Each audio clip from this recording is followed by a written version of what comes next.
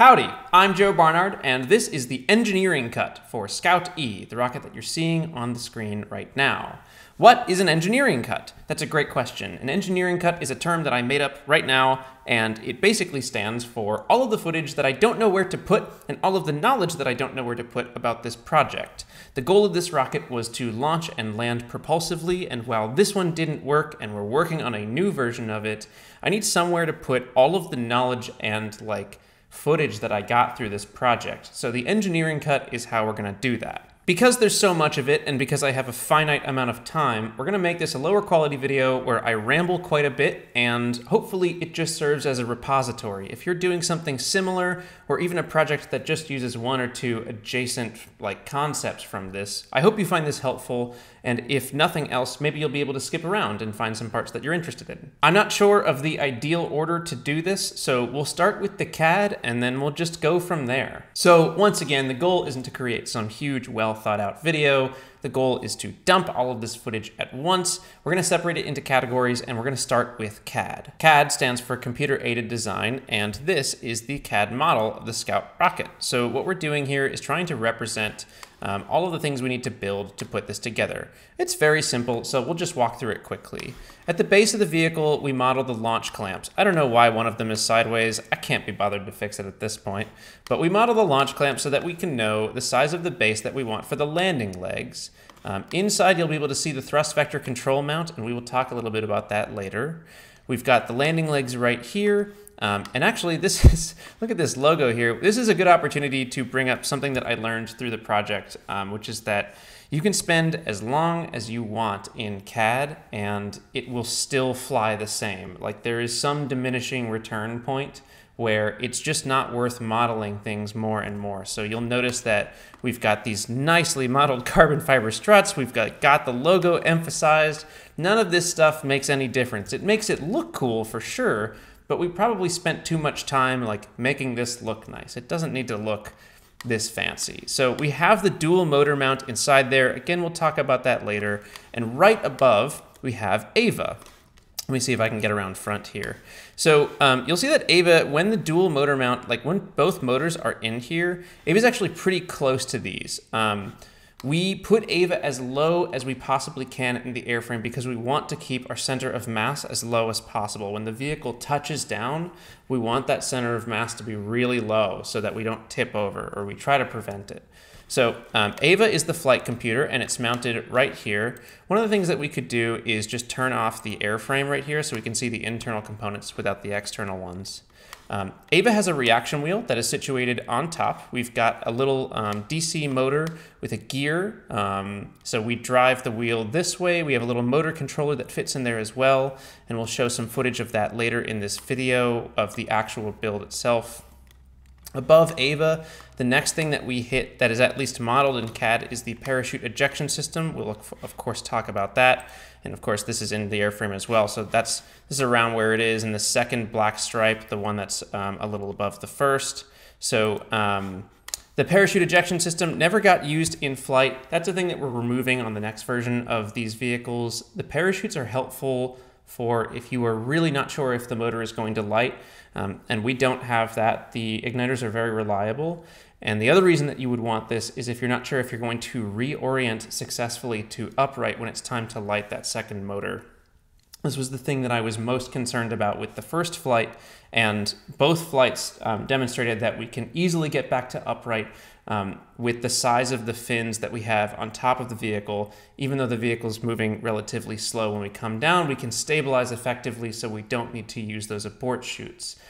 Ava runs a bunch of checks right before it lights the motor on attitude and predicted attitude into the future to make sure that we are safe to light that motor. So we never ended up needing this chute deployment compartment, and we'll talk about that a little bit later.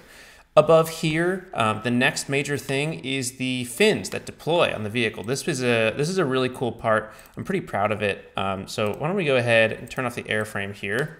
So the fins are stowed away inside the rocket. They're actually, I think we have a little bit of an interference fit here, so they're not modeled perfectly, obviously. And the way that these deploy, if I remove the nose cone right here, They deploy with a servo that is up in the nose cone. This is another example of like over modeling in CAD. We didn't need to model the push rod this exactly. I don't know why I chose to do this, but like this was wasted time. I probably spent 2 hours on this when I could have just built it. So we have a servo in here that pushes down a plate. This is not modeled quite well enough right here, but the servo pushes down a plate. It pushes the fins out, and that's how they get out. And then it's all enclosed inside the nose cone. If I can find it here. There we go. That's all enclosed inside the nose cone. So that's a quick walkthrough of the CAD of Scout, but of course CAD is not exactly where you want to start. CAD is not where you start your design. This is, I think, a common misconception among people who are getting started in engineering. You don't start with CAD. You start on a whiteboard with like gross designs that don't make any sense. You have to work your design out a little bit first before you start in the CAD. I mean, I use the term have to. You don't have to do anything, but I recommend starting out with a much more rough design on a pen and paper that's like easy to modify. And then when you're ready to like start locking in things, you could even create a cardboard model first. Then you can get into CAD where your decisions are just a little bit more permanent. So in that same vein, the first thing that I actually did to design this vehicle wasn't design the physical hardware at all. It was to design the flight profile. I want to know like what we need this vehicle to do, and then we can design around that. One of the first simulations I made was in MATLAB using Simulink because it was a tool that I was familiar with. We put two F-15 Estes rocket motors into the simulation with an estimated mass. We tried to track the mass through the flight and just model what would this look like if we fired two of these at just about the right time. This is a great starting point. We need to know that it just works in a theoretical sense, even if we have to hit the timing really tight or we have to get exactly the right altitude. But of course, with Scout E, one of the goals was to get a little bit of throttle control, and I didn't want to do any plume impingement or anything that interacted directly with the flame. So I had this idea that we could pitch back and forth, because you don't actually have to control the thrust. You just have to control how much thrust is spent vertically in the downward direction. So the idea behind Scout E is that we would do a sort of sine wave shaped maneuver. When the vehicle comes down like this, we pitch to the right, and then we pitch to the left to bleed off whatever velocity we've accumulated. And by the time we pitch to the left, we've bled off whatever we've had to bleed off. And by that time, we hit the ground. The reason that I thought this would work, and the reason that I still think it can work if you want to build something like this, is that the main variable I have observed with the Estes F-15 rocket motor is not necessarily the thrust. I'll toss some plots up on the screen, but the thrust between thrust curves is very consistent. I have fired a lot of these motors and they're pretty reliable. The thing that is not reliable about them, and it's not really their fault, it's just inherently a dynamic thing, it's the time between when you fire the igniter and when the motor reaches the peak thrust. Both of those events are extremely measurable, and my idea, in theory, without a simulation, was that we could measure that time between when we fired the rocket motor, or when we commanded the fire, and when the peak thrust occurred. And by measuring that time and measuring, how far off of the mean or how far off of the average we were, we could determine the divert maneuver that was needed to get us down to the ground safely. So after running these MATLAB and Simulink simulations, I decided to try and model what a controller would look like for this. When I say controller, what I'm talking about is a bit of math that looks at the state of the system and then tries to give the system input to stabilize it. These are like, high-level terms, so let's just talk about it in the real practical terms. When I say controller, I mean a piece of math that is going to look at our altitude, velocity, the peak thrust time, and then determine how hard we need to pitch over one way or another to bleed off our velocity or bleed off our altitude on the way down. I did this in the Arduino IDE, and I started running simulations literally using an Arduino Uno. You can run a pretty decent fidelity flight simulation on an Arduino Uno. I know sometimes I use like fancy tools and fancy software on this channel, but you can do anything if you just like model the physics yourself. And even if you want super high fidelity stuff, it's just going to take a few more clock cycles. The Arduino Uno doesn't have to run this stuff in real time.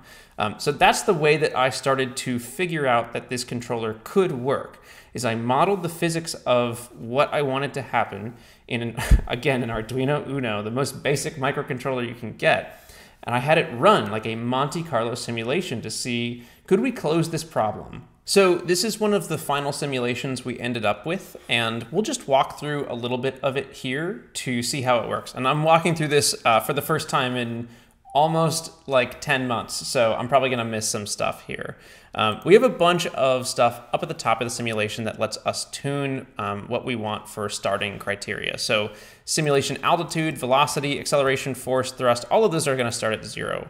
We then have different coefficients to represent the drag, and I think the way that we're doing this is very rough. I think we're just multiplying like our velocity by the drag coefficient and then creating some drag off of that. But you have to model the drag. It is moving pretty slow, but it is a very non-negligible part of this.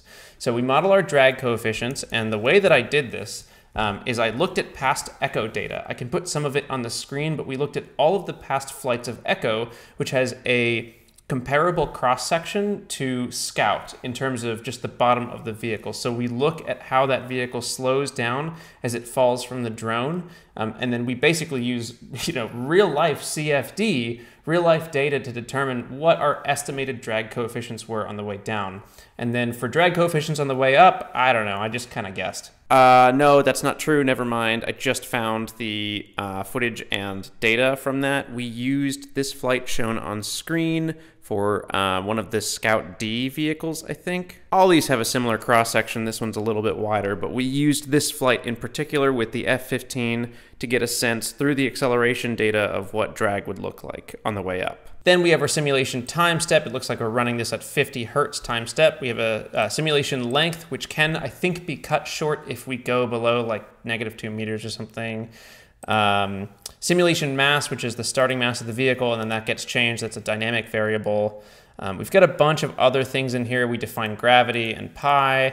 A couple more things here. We have, oh man, I had a lot of trouble doing this. So I modeled the F-15 as an array of values, like a 35.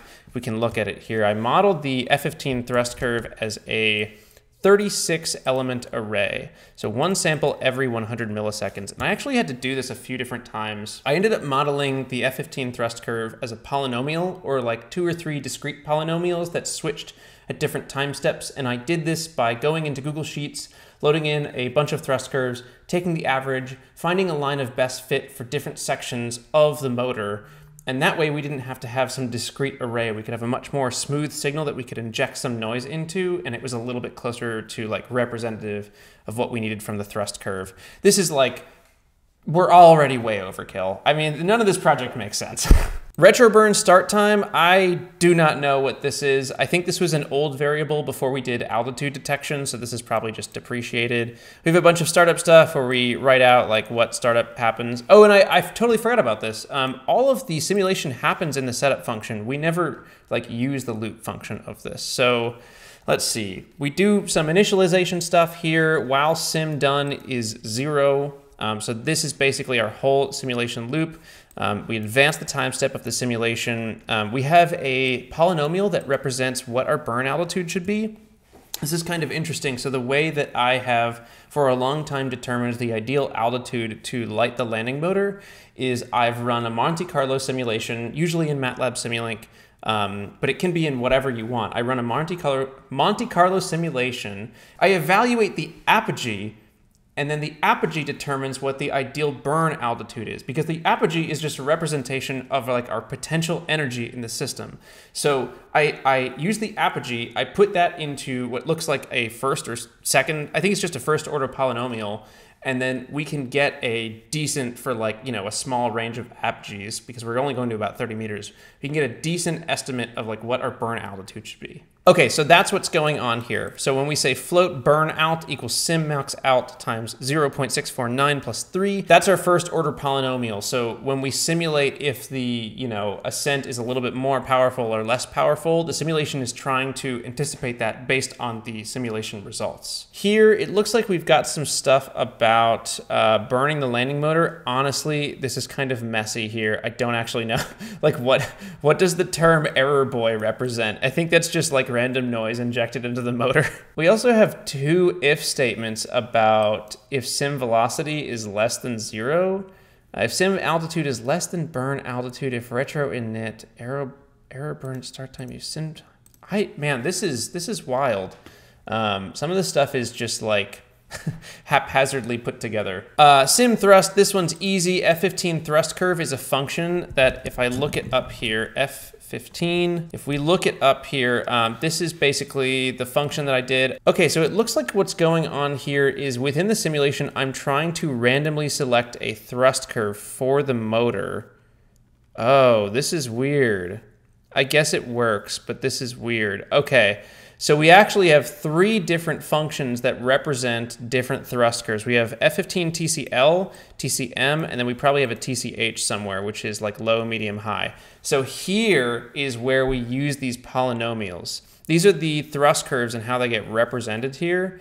So TCM is like a medium thrust curve. We have the input of time within the thrust curve, and then we represent it with like, you know, between this time and this time, return 0 newtons. Between this time and this time, the polynomial that represents that area of the curve best is this. We then, you know, have other polynomials. This is like a second order or third order or whatever. And so we have different polynomials that represent different thrust curves. And then this is the old way that I tried to do it, which is the 36 element array. And this returned like weirder results. Like they just weren't quite as smooth and weren't quite as accurate. Okay, so that's the thrust curve. If simulation altitude is greater than 20 meters, thrust is 0, sim mass. Okay, so this is us representing the ejection of the ascent motor. If retro init 1, this is when we start the thrust curve on the way down, which is we run another F15, which is going to, again, randomize which F15 we're running. So we're like trying to live inject different F15 thrust curves in here, and this is why it's great to run Monte Carlo. It looks like we also log our burnout altitude and burnout velocity. So this is if we don't touch the ground, how fast and how high are we burning out on that landing burn. Sim bleed percent. Oh, okay, so this is a function that protects us because we're doing an ACOS function, which is like gonna freak out if we feed it a 0. So then this is all the math that calculates our simulation bleed percent. I'm like probably not going to be able to explain this. I'll scroll through it, but I don't know that I can even explain my own code at this point, which is the side effect of waiting this long doing something like this. So we have our target angle. When we set a bleed percent, oh gosh. I think when we say the bleed is, let's say like 11%, what we're trying to do is get the cosine throttle at the peak of the divert. Is anyone following along with this? Like in a sine wave, you have two peaks, and at the peak there is some like maximum cosine throttle that you have. And I think when we calculate some percent that we want to bleed off, I think that's how we're targeting it. So like we're not actually looking at the area under the curve of the sine wave in terms of like total impulse reduction. We're just looking at the peak percent, which is, it's fine. I don't know, man. They're model rockets. Okay, and then we limit the angle to 35 degrees, which was sort of a gut check of like, if we have to pitch more than 35 degrees, something is already probably wrong. And I do think this was driven a little bit by one of the early MATLAB simulations where I assumed that I could get a maximum actuation range of like 8 degrees in the thrust vector control mount. At 8 degrees translated into us being able to safely hit a 35 degree peak sine wave. But after a certain point, you just don't have the angular acceleration you need.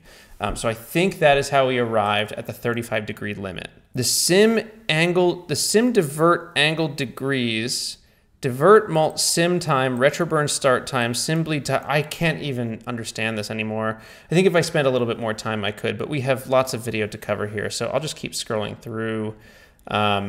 Oh, this is us calculating our thrust downward, which is basically, this is the line where we cosine throttle, find true downward force. So this is not perfect because we are only finding the downward force for a little bit of the sine wave, and then I think we stop it at some point. But basically the simulation gets us close enough that it's like, will this work? It's basically like, are we within 10% of where we want to be? That's what the point of this simulation is. So you whip up something quick and dirty and it's like, you know, is my gut check telling me that this is gonna work? If sim velocity is greater than 0, then the sim drag force is the ascent drag coefficient. If the sim velocity is less than 0, we have the descent drag coefficient. This is just, converting force, acceleration, velocity, altitude.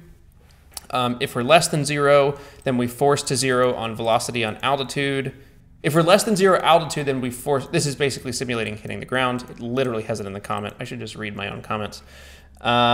Record maximum values, so this is apogee, stuff like that. There's a delay 0, which should ideally do just nothing here, but if you wanted to run this a little bit slower and then like live print out your values to watch them happen in real time, I think that's what the delay was for. And then finally, at the end of each simulation, we print out our statistics, which is like the maximum altitude, the burnout, the degrees. We print out, I don't know why I called it that. We print out the error boy.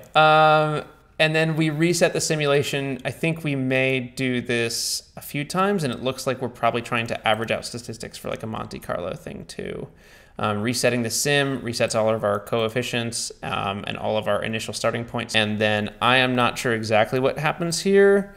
Average burnout, oh, okay, yeah, so when we hit the loop after running this, let's say 10 times or something like that, it looks like we just forever print out our averages. So that is like the second step before we even hit the CAD, was me running this through, again, just an Arduino Uno. You can do this on any device. You could do it on a Raspberry Pi. You could do it on the freaking supercomputer. It doesn't matter. These are basic physics simulations that will help you dial in to know if what you're trying to build is going to work. I'm realizing I should probably show this working. So on your screen is the serial monitor for Arduino. These are a couple examples of it working early on, sometime in September 2020. You can tell that we're using the 36 element array for the thrust curve instead of the polynomial. And then the only thing that we are varying here is the actual ignition time by about 100 or 200 milliseconds. In these first few examples, you can see what happens when we vary those ignition times. You can see altitude, velocity, thrust curve, and then a very small value of drag force. Landings are varying anywhere from a 5 to 7 meter drop when the burnout happens all the way to hitting the ground and then hopping back up. With these same parameters, once we enable the throttle divert, we get much better results, much cleaner results. You can see that the velocity nears 0 once we touch down to the ground, or it's a lot closer at least. You can clearly see the sine wave. This is just represented in degrees. You cannot see the effect that it has on the thrust curve, but you can of course see that effect in the velocity, which is the yellow line. Also worth noting, we're not representing different thrust curves on the way up too, so this is all normalized around what looks like a little bit more than a 30-meter apogee. But this is just to show that the simulation does work, and this is how I verified that we could pursue this flight profile in the early development process for Scout E. So after this step, one of the next things that I did is try and estimate vehicle values. I've flown a lot of rockets that are roughly this size before, so I have an estimate of like where our center of mass should be, what our mass moment of inertia should be, and I populated a spreadsheet with estimated values on that. Okay, this is not exactly what I was talking about, but I just found it and it'll do. So this is basically us estimating all of the physical characteristics of the rocket. You can see most of these things happened on October 17th. I think maybe a few of them were before then, but I believe these are all guesses on the vehicle, because by October 17th, we may have had some vehicle like put together and ready-ish to go, but I don't think I really had the flight-ready vehicle. So in this spreadsheet, we have the wet mass, we have the dry mass, and of course we have the moist mass. The moist mass is the mass when the ascent motor has burned out. Actually, what is this? The moist mass must be when we eject the ascent motor. So like we're still wet with the landing motor, but we're dry of the ascent motor. This is disgusting. This is how we named it. So wet mass, moist mass, dry mass. And then we also gave a certainty in terms of like, are we going to be plus or minus this number? This is way overkill. Again, like this is great if you're building something that's going to space, or like something that has really big, I don't know, something that's very high risk and incredibly complex and high risk, whatever. This is overkill for what I'm building. I mentioned it before in the vein of CAD, where it's like you should think about how much you're building in CAD, because some of it, like some of the stuff you can just build, right? For this is way overkill. It's honestly more valuable with something that's this scale to just fly it more often. And so last fall, I was dealing with a lot of imposter syndrome about being a real engineer and figured, I know how I'll combat that. I will engineer the crap out of this thing. And by engineer, I mean open a spreadsheet and go to town. So we have the average propellant mass between ascent and landing. All of these are the same. Like, we're populating the spreadsheet with a lot of like regular stuff. These moment arms are useful. I believe these were guessed. They look pretty specific for guesses. So maybe they weren't. Maybe we measured with something. We have our drag multipliers, which are sort of like drag coefficients, ascent motor, landing motor. We also have measurements. So this must have been with some like mock-up vehicle that we measured these values. And then we have our flight profile. So apogee 40 meters. This is a lot higher than we ended up going. So these values can't possibly be right because I think we launched at 1.1 kilograms. I don't know. You can check like the Flight 1 video if you want. Number 5. Okay, yeah, so this is plus or minus 5 meters. So we do all of our math based on this apogee, which doesn't even seem to have happened here. But then these are our landing burn and divert equations. So landing burn equation based on the apogee of the flight. This is basically like, if we have an average apogee of 41 meters, how do we determine the ideal burn altitude? You shouldn't trust these values like at face value because this is I don't even know what the fidelity of this simulation is. But this is basically the thing that I set up so that I could reference each flight profile and the values associated with it.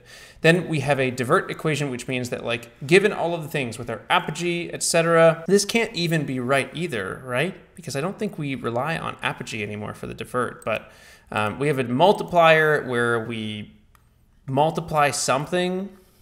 I wish I understood this a little bit better, but a lot of this stuff is like, I found values in my little Arduino sim that seemed to work and seemed to close the simulation. None of this is close to like mathematically optimal. It just is like, well, the controller seems to handle it, so send it.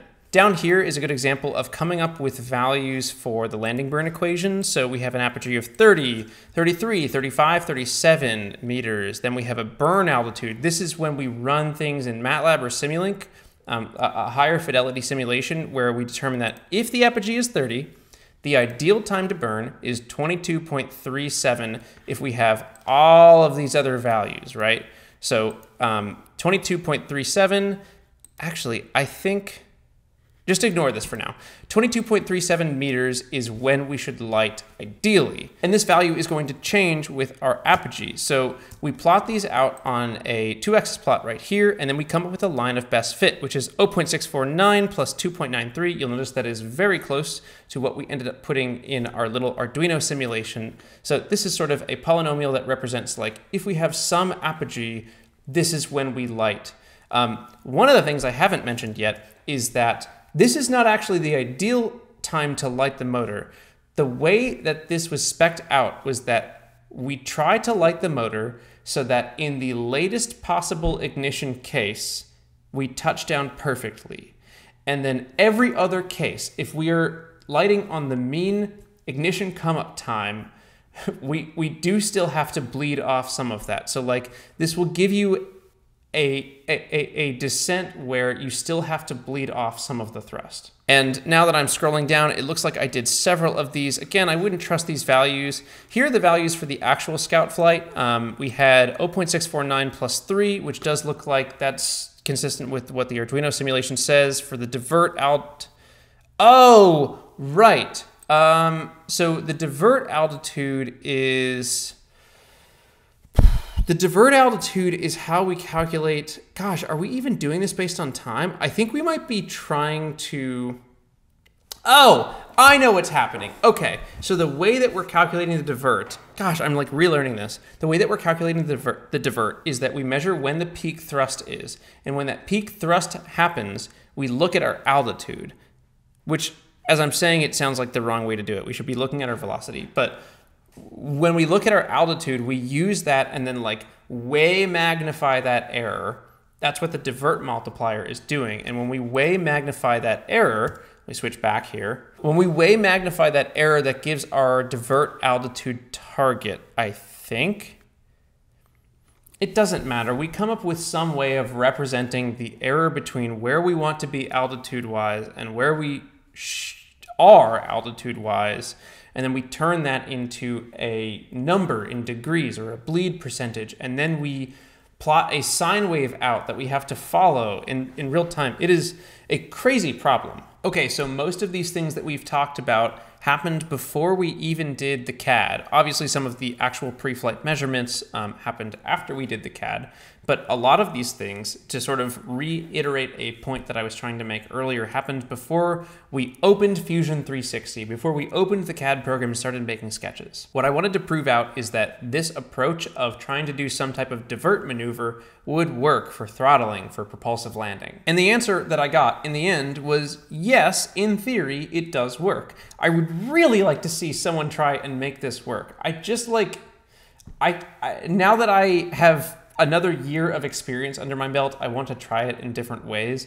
But if someone is watching this video, has like some knowledge or just drive to learn things, you should try doing it. I really think that the sine wave divert could work, and it seemed to be reliable in the simulations. The problem is, of course, with real life, where you have to build things that don't break in the air. What happened on Flight 2, you can watch the video, I'll probably link it down below, but what happened on Flight 2, we didn't quite eject the motor mid-air, and so the vehicle basically failed because of a mechanical problem, and you know, those things don't get represented very well in the simulations. So in theory, it works, and it'd be cool to see someone prove it out. The standard for quality in this video is low and getting lower, but it's now time to talk about the thrust vector control mount. The TVC mount was designed back in July and August of 2020, and it took a ton of development. So we spent from basically July to November perfecting this thing. And when I say perfecting, I mean making it good enough to work once out of 2 times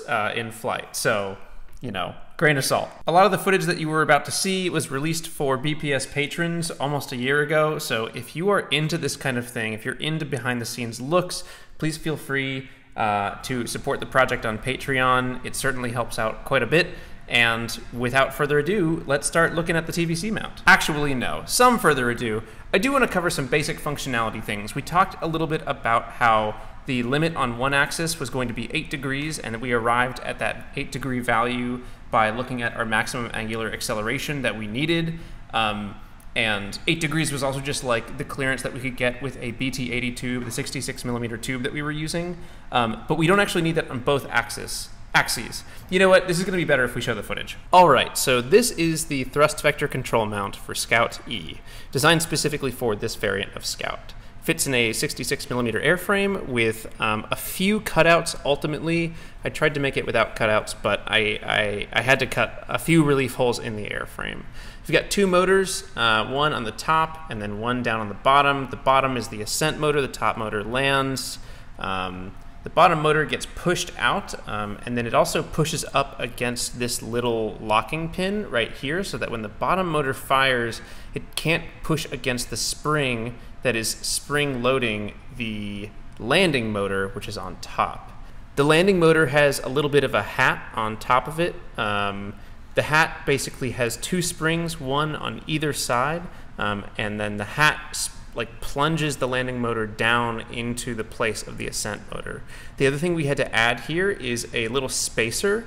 The spacer exists because we need to let that locking pin seat on the ascent motor. And if we don't have the spacer there, the locking pin can't like slide into place. This is a roller pin right here, which is kind of interesting. Basically, the goal, we'll talk about this a little bit later, but the goal is to reduce the static friction to eject the ascent motor. You can also see that we basically covered just one side of the ascent motor, and this is because we need it to pop out. Here's the little window right here where we knock the motor against a screw in the airframe to actually knock the motor out. This will all become more clear with a little bit more footage. Just a few more views of the mount here. We're using Bluebird A10H servos.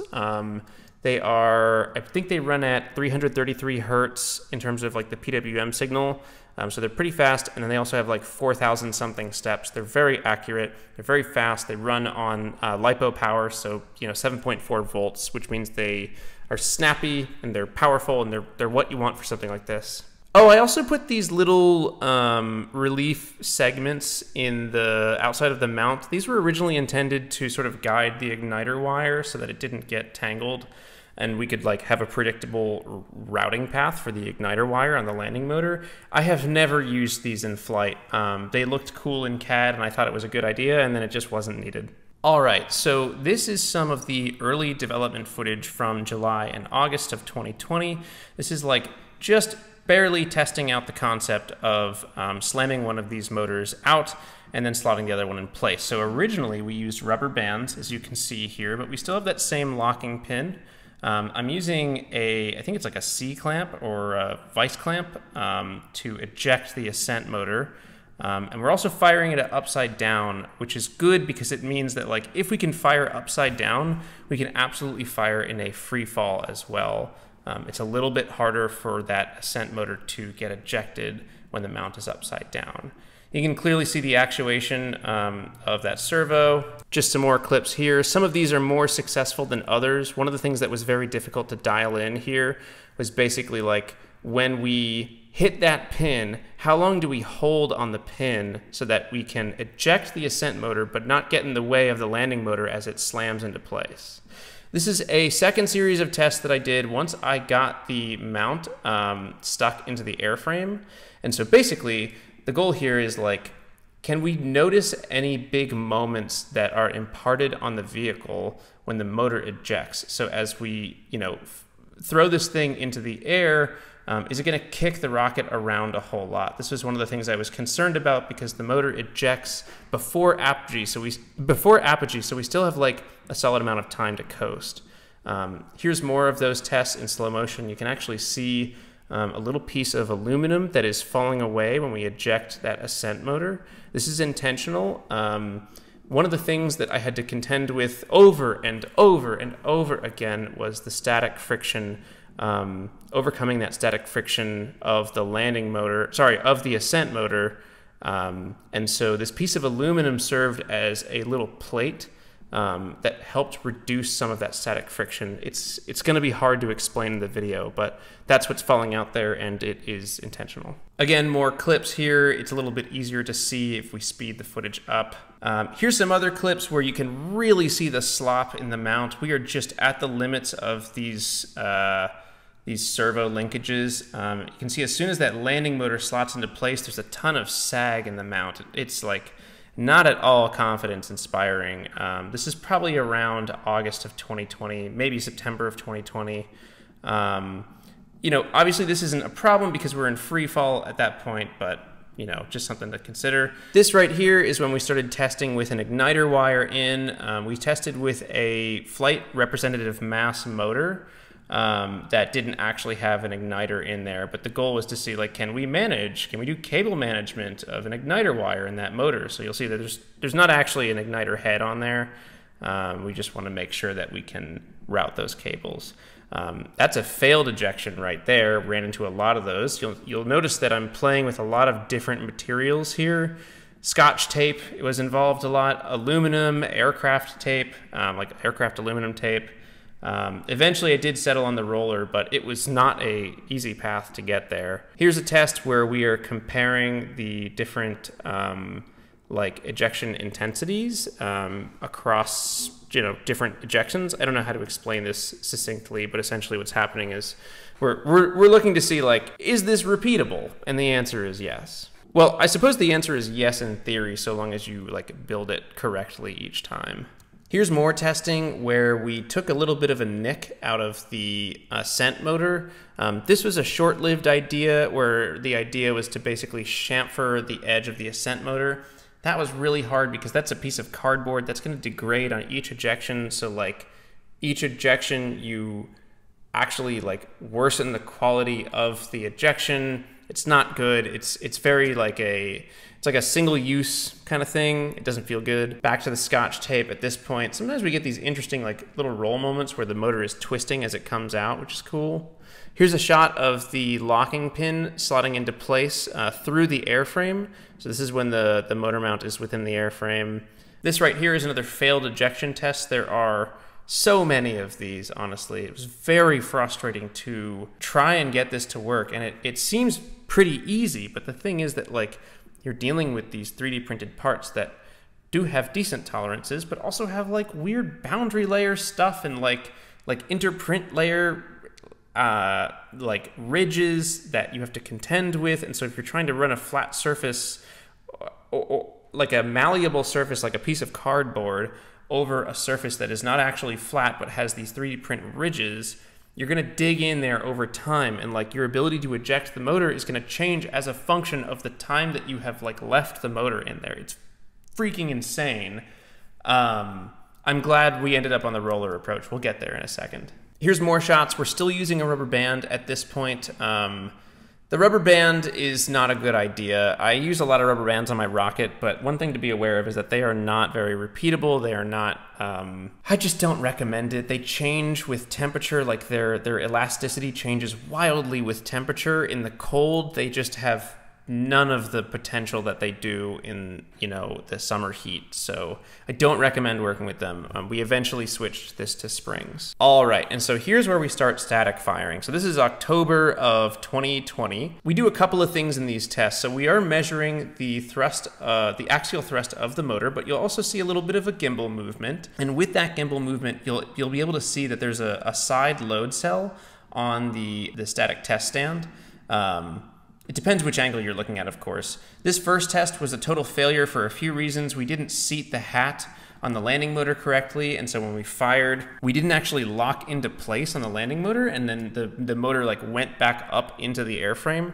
This is actually, it's probably not that far off of what we would have seen on the onboard camera for Scout Flight 2, where the landing motor didn't seat into place. Here's another angle of that test where you can see a little bit more clearly. We have a grip on the rocket and then this side load cell where we're basically measuring when we have a TVC deflection. This is overkill at this point because it's simple math that like should tell us whether this is going to work or not. But when we have a TVC deflection, are we actually seeing the moment or like the side force that we expect that we should see? And the answer is yes. I have those side forces. They correlated well with like what we were expecting. And of course you can see the landing motor firing and then melting the very end of the mount there. We can also see a little bit of a Krushnik effect here, which is really interesting. So we have October 5th burn 1 and October 5th recessed. The deal here is basically that the recessed burn starts out as an okay burn and then it shoves itself back into the rocket as it burns, and you can totally see the throttling effect. We followed the curve very well until we slide back into the rocket, and then we get that Krushnik effect. And I'm just realizing now that I put this note in Adobe Premiere that says, you can also see how close the curves match until the second motor slides down into the tube. Could be a fun future throttling approach. So like, I knew a year ago that like, I might have to contend with Krushnik throttling. Some more shots of the static fire here. It does look pretty cool. Love filming things at sunset. I always recommend that you do this. All right, this is the most fascinating part to me of the thrust vector control mount conundrum, specifically the motor ejection stuff.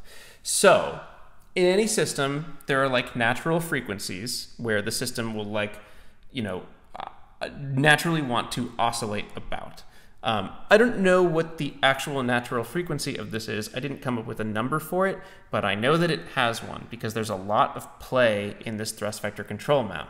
What I mean by that is that when the mount actuates really hard, it doesn't just go like this, it goes like this, right? It has a little wiggle when it moves. And so what I decided to do, I can't remember what prompted me to do this, but it was a great idea.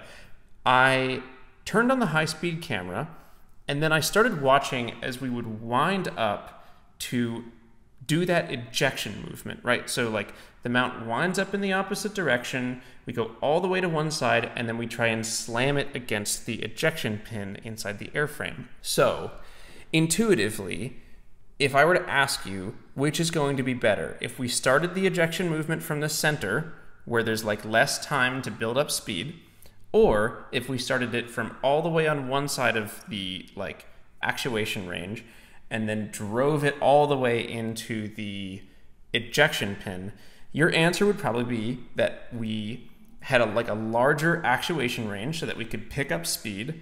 I hope you're following along with what I mean, but like your answer is probably going to be that you basically spend more time moving so that you can pick up some momentum.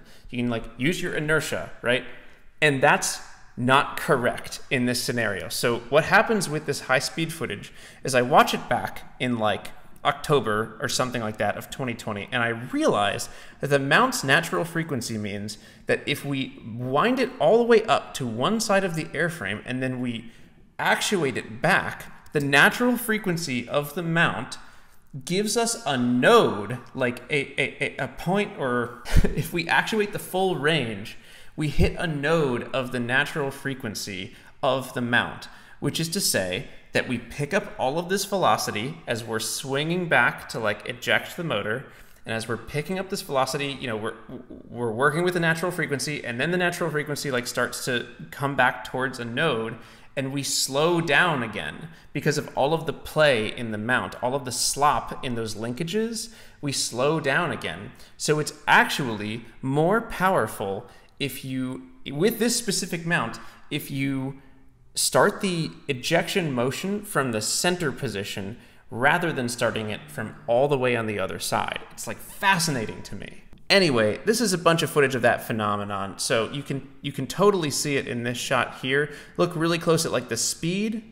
You know, you can see like it changes a little bit through the actuation motion. So here's another shot where we wind up first. This one does end up working, but I don't know, just more shots to put in the video, I guess. And this is where the breakthrough really happened.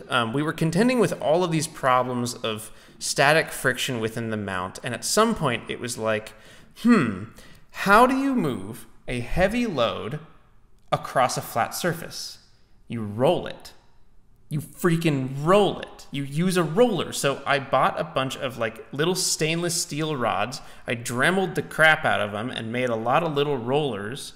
And then I would seat them in between the motor and a little lip at the bottom of the motor mount so that when we hit the ejection pin, it was really easy for that motor to start moving away from the side of the motor mount and eject. Of course, one of the side effects is that we still get rid of this like roller pin at some point, and eventually I had to figure out that we had to tape the pin in a little bit because otherwise the pin could fall out on ascent. There's still a little bit of play when the ascent motor fires. We do push up into the airframe, so we had to fix that at some point. But the roller turned out to be like the key technology, the key breakthrough that made this thing work a lot more reliably than it was. So we went from something like, 65% reliability to, I would say, like 85%, which is not perfect, but yeah. And it's pretty easy to load here. Here's some clips of me loading it. Basically, you slot the ascent motor into place, you depress it, you push the roller pin in there, and you're like good to go. So here's another clip of a static fire. This one's great because like right before I initiated the countdown, which is like, on the order of a few seconds, it started pouring because this was when I was still in Nashville, Tennessee, and the weather there is insane. So it started pouring and I was like, screw it, we should still test, right? We're here, all of my boards are conformal coated, my cameras are mostly waterproof, like it'll be fine. So here's some beautiful footage of that rocket motor firing in the rain. We actuate the mount a few degrees. If you look close, you can definitely see those movements. This test was interesting because we didn't end up firing the ascent motor during it. We tried to fire both motors. We tried to fire the ascent motor and then the landing motor, but we only ended up firing the landing motor. And the reason is that we had these motors pointed up towards the sky for long enough with the rain because it did start pouring pretty immediately, but it was sprinkling a little bit, and we were kind of on the edge. So what ended up happening is a little bit of water pooled up in the nozzle, pulled up in where the igniter was and shorted the igniter out. So we couldn't fire that ascent motor And we only fired the landing motor on this test. But something really interesting happened when we fired the landing motor. And I don't yet know like how to explain this phenomenon. But if we take a look at the thrust curve, these are not Krushnik effect things. These are like regular motor burns that are happening within the plane that they should, within the exit plane that they should. So there's little to no Krushnik effect. However, when we fired the motor in the rain, the thrust was like noticeably less, enough so that like it would make a difference as to whether we could land or not, or it would make a difference like that was noticeable. So this yellow line here is the fire in the rain, little James Taylor, little fire and rain. I don't know how to explain this. If you have an idea of like what is going on here, I would be very curious to hear your thoughts, but I find it fascinating. Like the motor itself wasn't wet because it was protected by the ascent motor. So it had to do something with like the atmosphere, I guess. I don't know.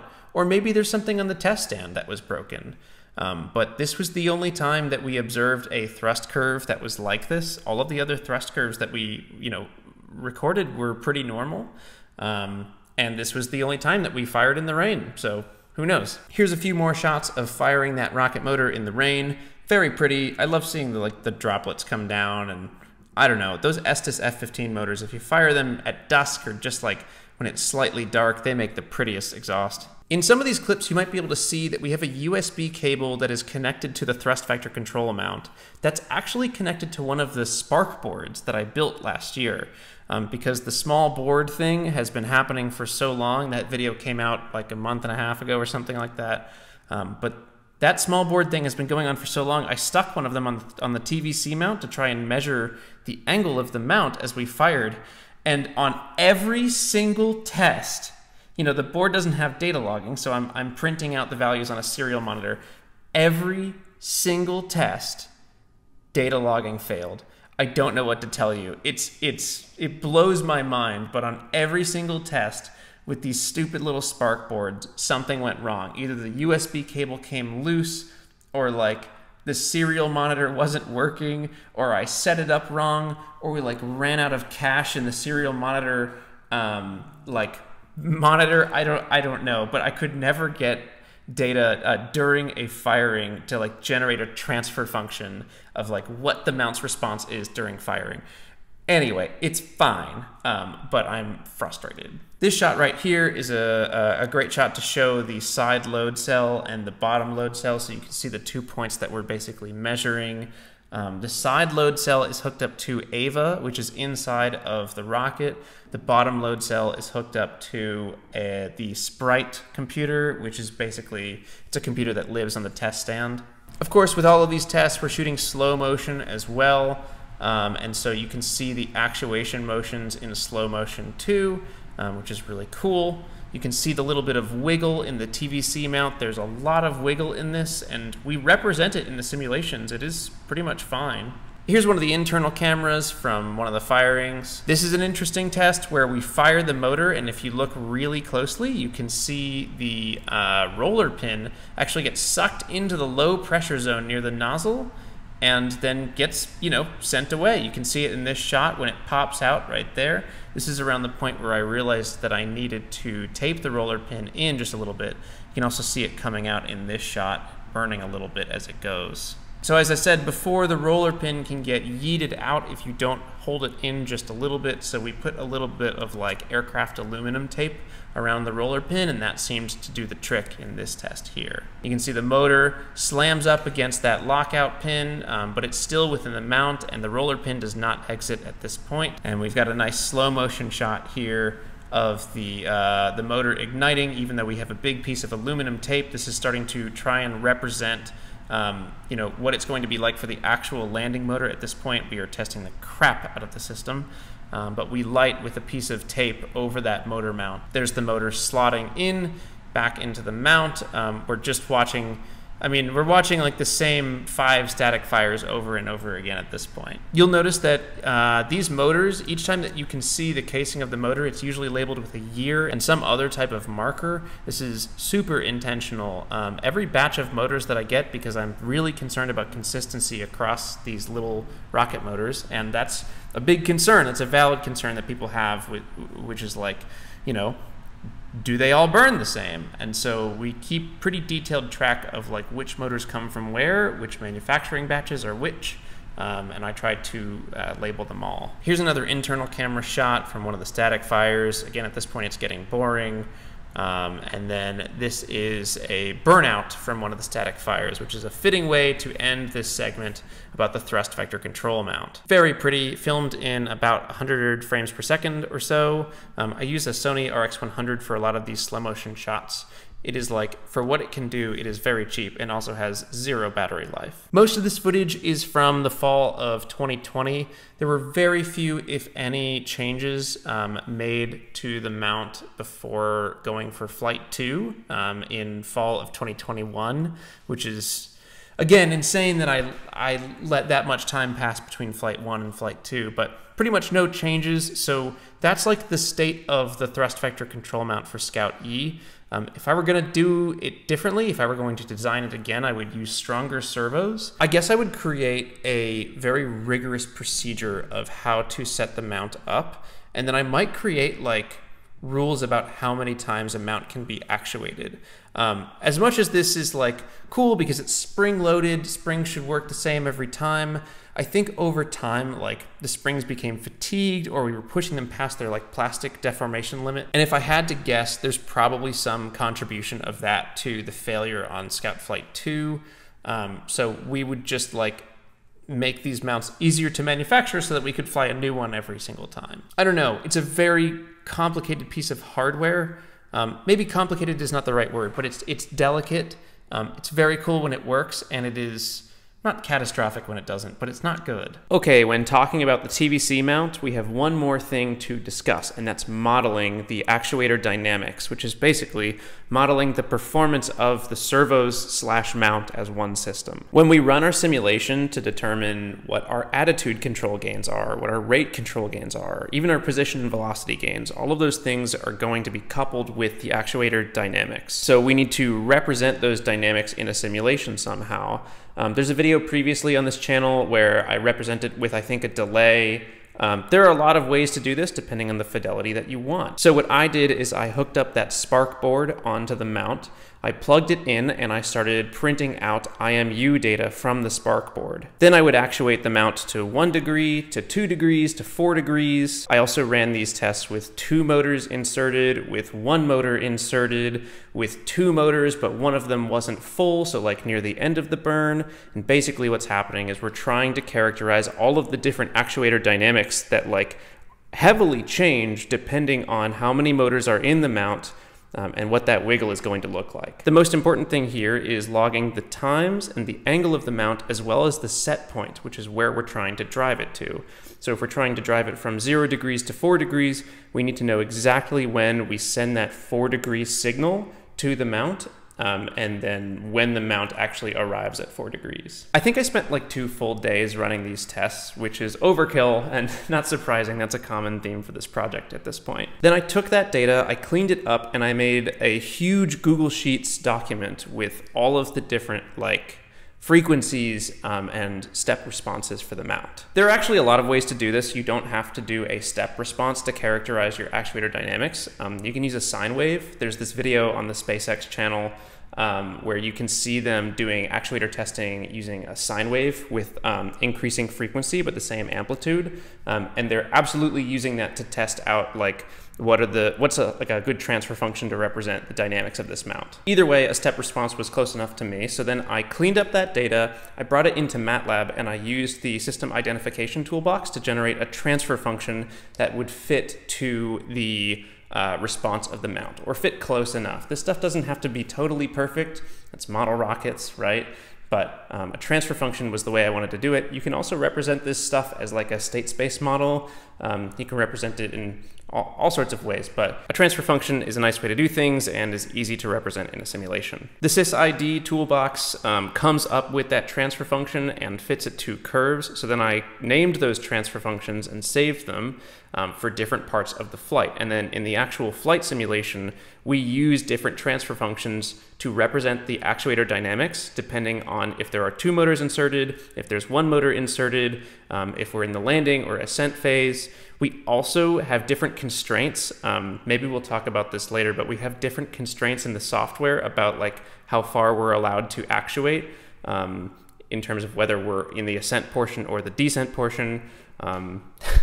The more I talk about this project, the more insane I realize it is. It's really easy to like forget about that, and then I put all of the documentation and stuff together, and it's like, wow, this is crazy.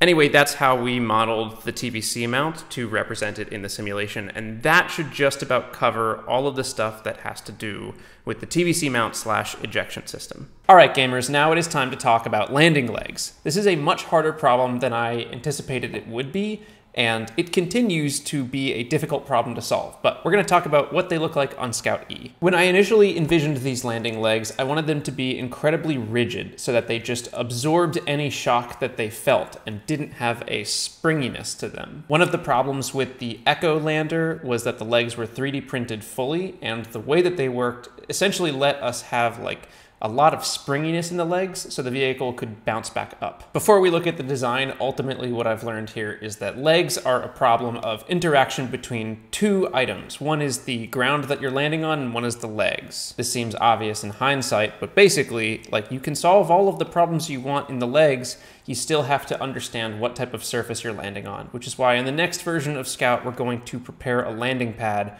where we can like have a very known surface to land on. With that said, let's take a look at these legs. So we're back in the CAD here, and we've got our landing legs folded down here. I don't remember if we put this in the earlier part of the video, but we model the legs both as down and as up. So we actually have 2 sets of legs in the CAD file here. We'll start with them down. These legs were designed, or rather, so I came up with the concept of how I wanted these legs to work and to look. And I think I am the person who decided we wanted carbon fiber rods, but last summer, Parker Waugh interned at BPS the summer of 2020, and he actually did all of the actual CAD work on the legs. So thank you very much to Parker. So moving into the legs here, we have a piece of 4mm solid carbon fiber rod. That's what the strut is right here. So that's taking most of the load when we touch down. Then we have 2 2mm solid carbon fiber rods as the actual like folding down part. The 2mm carbon fiber rods are terminated with the foot of the leg, and there are a couple of features that are of note here. So on the bottom we have the BPS logo, which does look quite nice. Then we have the slot that the 4mm carbon fiber strut rests in. This ended up getting modified. I'll show some video of it in a little bit, but this ended up getting modified to have a little bit of a pin across there to help lock the leg in place. I don't remember if we ever had any problems with the strut popping back out, but I ended up adding a small piece of steel rod across the edge here, and that gave me a little bit more confidence that the leg would stay locked in place once we deployed. The 2 top parts on the leg here are to help guide the strut into place, into this little slot. As the leg folds out, we want to make sure that the strut is going to lock in.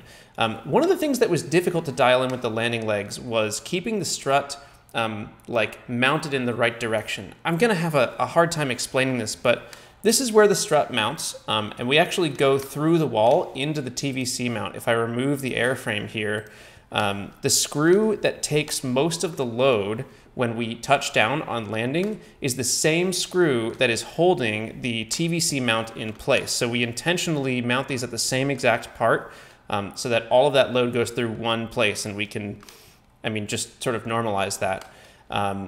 We also used to have a part of the TVC mount that would come down and interact with this screw to help line things up.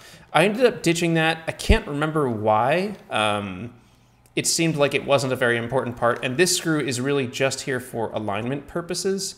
And the alignment is to make sure if we look at the leg from this view right here, we don't want it to rotate left or right. We want it to slot right in the center. And so that bottom screw is what helps us dial in basically like the pitch of the leg or the yaw of the strut. We didn't model the rubber bands that actually fold out the leg, but that is how that works. So we have this little fork device here, and a rubber band goes around that and then interacts with, or basically attaches on the other end to the base of the landing leg structure right here. So the rubber band goes in between these two. This little piece with the fork can actually slide up and down the strut. It's not really necessary. It's gonna always be pushed up against the top end here, but it can slide. I don't know. It's a thing. Parker also went super overkill, but I kind of love it.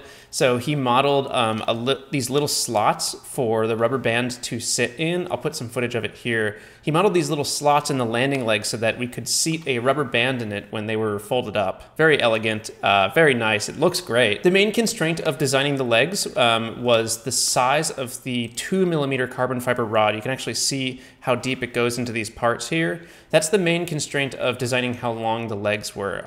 These come in, I believe, 10 centimeter lengths, and that's what we're working with here. So we wanted to model these legs, or we wanted to design them around an existing part so that we didn't have to make tons of cuts.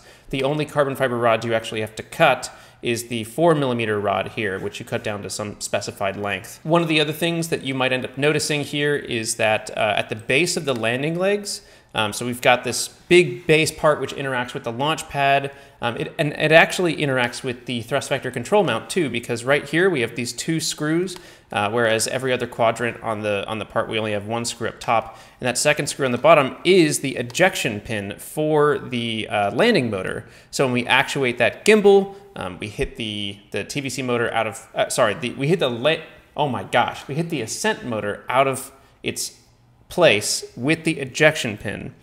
There are such a complicated rocket. All right, so here are the landing legs in the stowed away configuration. We can turn on the airframe again for a second. They fit right up against the airframe here, and then the way that they are stored is that there's a rubber band just below this part right here, just below like that section. The rubber band holds the legs in place. Now, the deal is that so we are actually like overextended. We are past 90 degrees on that strut. See how this leg strut actually goes a little bit into the airframe? So because the rubber band gets pulled outside of like the hinge point a little bit, we still are able to pull that landing leg out. So once we burn the rubber band, that's how we actually deploy the legs. We use a piece of nichrome wire to heat up the rubber band that retains the legs in the stowed position. And when that nichrome wire cuts the rubber band that retains the legs, we deploy them because of the force that is provided by the rubber band that goes on the little fork all the way down to the leg base. The way this works in practice too is that we actually rely on the overextension of those 2mm carbon fiber rods. They're pretty bendy, and obviously like their diameter isn't large, they're not very beefy parts, and so we actually want the legs to overextend a little bit. And you can see in this high-speed footage, that's the way that we lock out the strut. We rely on like the force of deployment to lock the legs in place. So that's the CAD portion. That's how they work in theory. And now we can take a look at some of the development footage. So I ended up doing like 2 rounds of testing on these landing legs. The first was without that little steel retainer pin that you'll see later, and you'll sort of get why I add it. So let's just start looking at the footage. There's a bunch of high-speed shots here, and in most of them you'll notice that there's like a decent bounce once we fold the leg out. Most of it seems to come from the strut, when the strut like bounces against the like seat termination. I'm making up all of these terms. I hope this makes sense. But it's clear why I wanted to add some system to like make the strut deployment a little bit more reliable. Would the legs work in flight this way?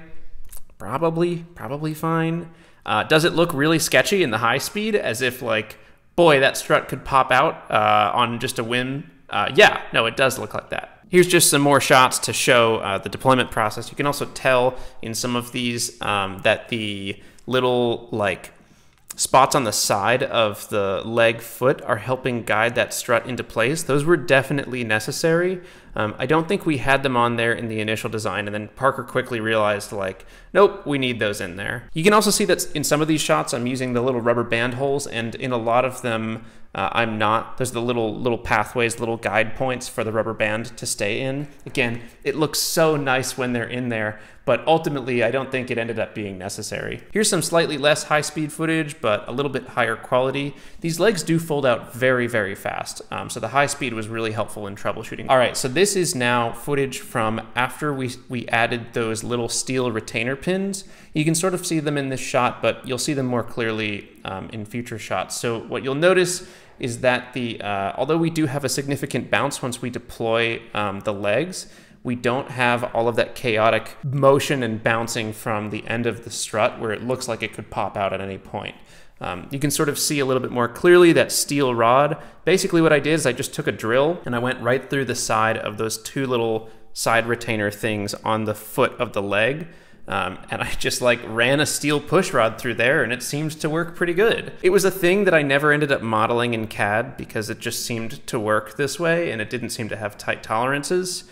And I mean, that's that. These overhead shots are also really nice when it like comes in and out of focus. These were kind of difficult shots to get, but I'm glad I went for it. I probably filmed way more of this process than I needed to, but this is the engineering cut, so we're putting all of the footage in here. Here's a nice shot of the rubber band doing what rubber bands do. This is one area where I did feel comfortable keeping the rubber band instead of trying to switch to some metal spring.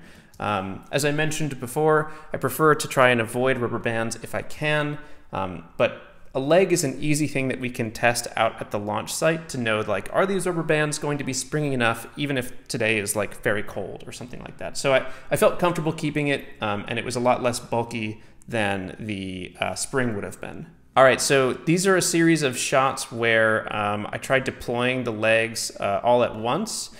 These are really cool because you can sort of see the vehicle move up as the legs push down. It looks like I'm holding the body tube in these first few tests, but we do end up doing some drop tests a little bit later on. And this is just looking at, like, does anything crazy happen when we deploy all the legs at once? Here's a nice shot of when the rubber band was seated in those little rubber band guides. You know, it just looks a little bit cleaner. It helps manage where this thing is.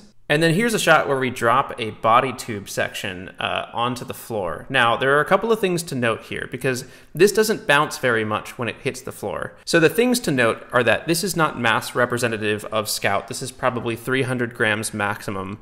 So that already like throws off the dynamics of what touchdown would actually look like with Scout. Secondly, we're dropping this on a hardwood floor, which is going to have a much different response than if we were dropping it on grass. And thirdly, the CG of this is going to be a lot lower than it would actually be on Scout, so we're not even getting like the right tipping dynamics too. But it's a cool test to show in high speed, and it does look really good. It looks like those legs have got all of the bounce stuff figured out. So this is essentially the design without many changes that flew on Scout Flight 1 in November of 2020. I was pretty happy with the design. I do think it was good, and I honestly think like most of the bounce is coming from the grass at this point. These legs don't seem to contribute a lot to the springiness of the whole system. And so one of the ways that we could combat the like springiness of the grass in my head was we could use a gas damper, something that's going to take energy out of that impact and then put it back in more slowly over time. And gas dampers are pretty good at that. So I mentioned this in the Scout E video, but we did try a bunch of different techniques to mitigate this. And in the interest of just this being the engineering cut, we should talk about all of them. One of the first things I tried was a crush core. This is the same type of tech that Falcon 9 uses in its legs. It uses them inside of the strut of the leg, but it doesn't really matter where you put it. I mean, maybe that's a lie. I don't know. It probably matters where you put it, but it probably doesn't for this scale. So what I did is I rolled up a little bit of aluminum foil. I wrapped it around a pencil to try and get the diameter consistent. I also tried to keep the length of the full unrolled aluminum foil consistent. Then I taped it to the bottom of the foot on the leg. And this was a really easy way to try and avoid modifications that I would otherwise need. It was like, let's start out with a solution that requires almost no extra effort, and we'll see if we can make this work. I ended up dropping this on a hardwood floor several times and found the results to be awesome. Crush cores are great at dissipating energy really fast, One thing that I did not have characterized well, though, was basically like the same problem that we had with some 3D printed sheaths down the road after this. The thing is, it's kind of important if you want to characterize a crush core to know how straight that plate of aluminum is going to be, and it's just aluminum foil. Like, I'm not going to be able to get crazy high tolerances on this. This would be something that you could characterize. There are always like more tests that you can run. I can think of 30 ways that we could make this more complicated than it needs to be. But, you know, in trying to solve this problem, one of the big issues is that we don't actually know how high we're touching down or how high we're dropping when the motor burns out. Even with the throttle divert thing, I could never get the drop altitude to be more consistent than like plus or minus a half a meter. And the energy that needs to be dissipated, the difference in that energy between, you know, burning out at 20 centimeters and burning out at 100 centimeters, that difference in energy is significant. So designing a crush core that like will compress along that whole region to reduce bounce is pretty difficult. So the next thing I tried was these sheaths around the carbon fiber strut. So what I did is I chopped off a bit of the carbon fiber strut and then put these like really tight fitting 3D printed parts around it. So this is essentially the same thing as the crush core, but it's reusable. We have this pretty high static friction that we have to overcome, and in overcoming that, the energy is dissipated as heat and a little bit of sound. The problem with these was that it varies the length of the strut, and the strut doesn't have a lot of travel before, or the strut isn't able to have a lot of travel before we get in trouble with that strut falling out of the legs. Here's a great clip of like all of the legs basically falling apart when we use up that crush zone. Is this a fixable issue? Totally. Did I want to fix it? Not really. Did I think there were other ways we could fix it without using up that much room? Yes. So those other ways to fix it looked like the gas damper that I talked about in the Scout E Flight 2 video. And when I say gas damper, I'm talking about a hypodermic needle, or a syringe, basically. One thing that I didn't address in that video is that we did cut the needle off. On all of those things, the needle is gone. Those are dangerous. They can, like, impale you. It's not... You don't want to fly with needles on your rocket. So before I epoxied that basically sheath onto the top of the needle, I chopped the sharp part of it off and then sealed that whole thing off with epoxy. That turned the needle essentially into a pressure vessel. I ended up finding that, like, over time, if you used the needle/syringe thing a lot, the air would start to find pathways through the epoxy and like debond it a little bit, so it became less of a gas damper and more of a gas like a burst disc. Like, we would get to some pressure within the needle or within the syringe, and then it would burst through like some way through the epoxy. Either way, it did seem to dissipate the energy pretty well. I was like decently pleased with how these worked. I just don't think I did a great job of manufacturing them. I think gas dampers are perhaps the right way to go for something like this because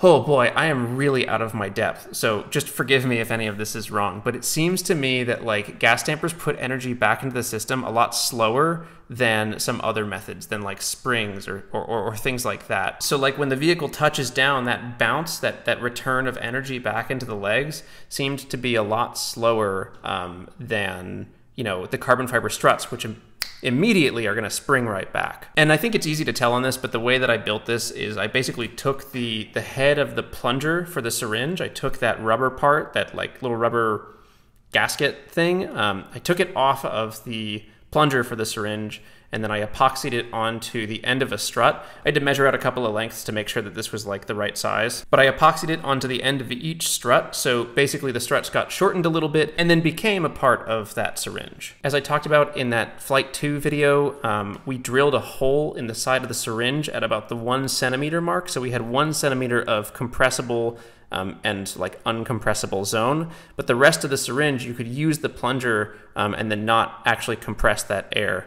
Now, that didn't matter too much. That's more of like an integration thing because you don't want to pressurize the whole volume of that piston. It's just not necessary, and you're also not going to get great like rigidity, the piston or gas damper would end up buckling and like folding outward. So you want to have like most of the tube of the syringe there to prevent buckling. So the hole basically bleeds out the air, and then when we pass the hole, when we pass that gasket past the hole, that's when the air starts compressing and we start like using the gas damper. I don't know if I'm using the right terms here. Maybe it should be called a shock absorber. I feel like I just like throw a lot of technical terms at the wall sometimes and I see what sticks, but you all know what I'm talking about because you can see the footage. That's just about that for the landing legs for Scout. I also tested spikes. I mentioned this earlier. I tested a bunch of different lengths of spikes. I tested different sharpnesses. I tested nails. I tested just like 1mm push rod.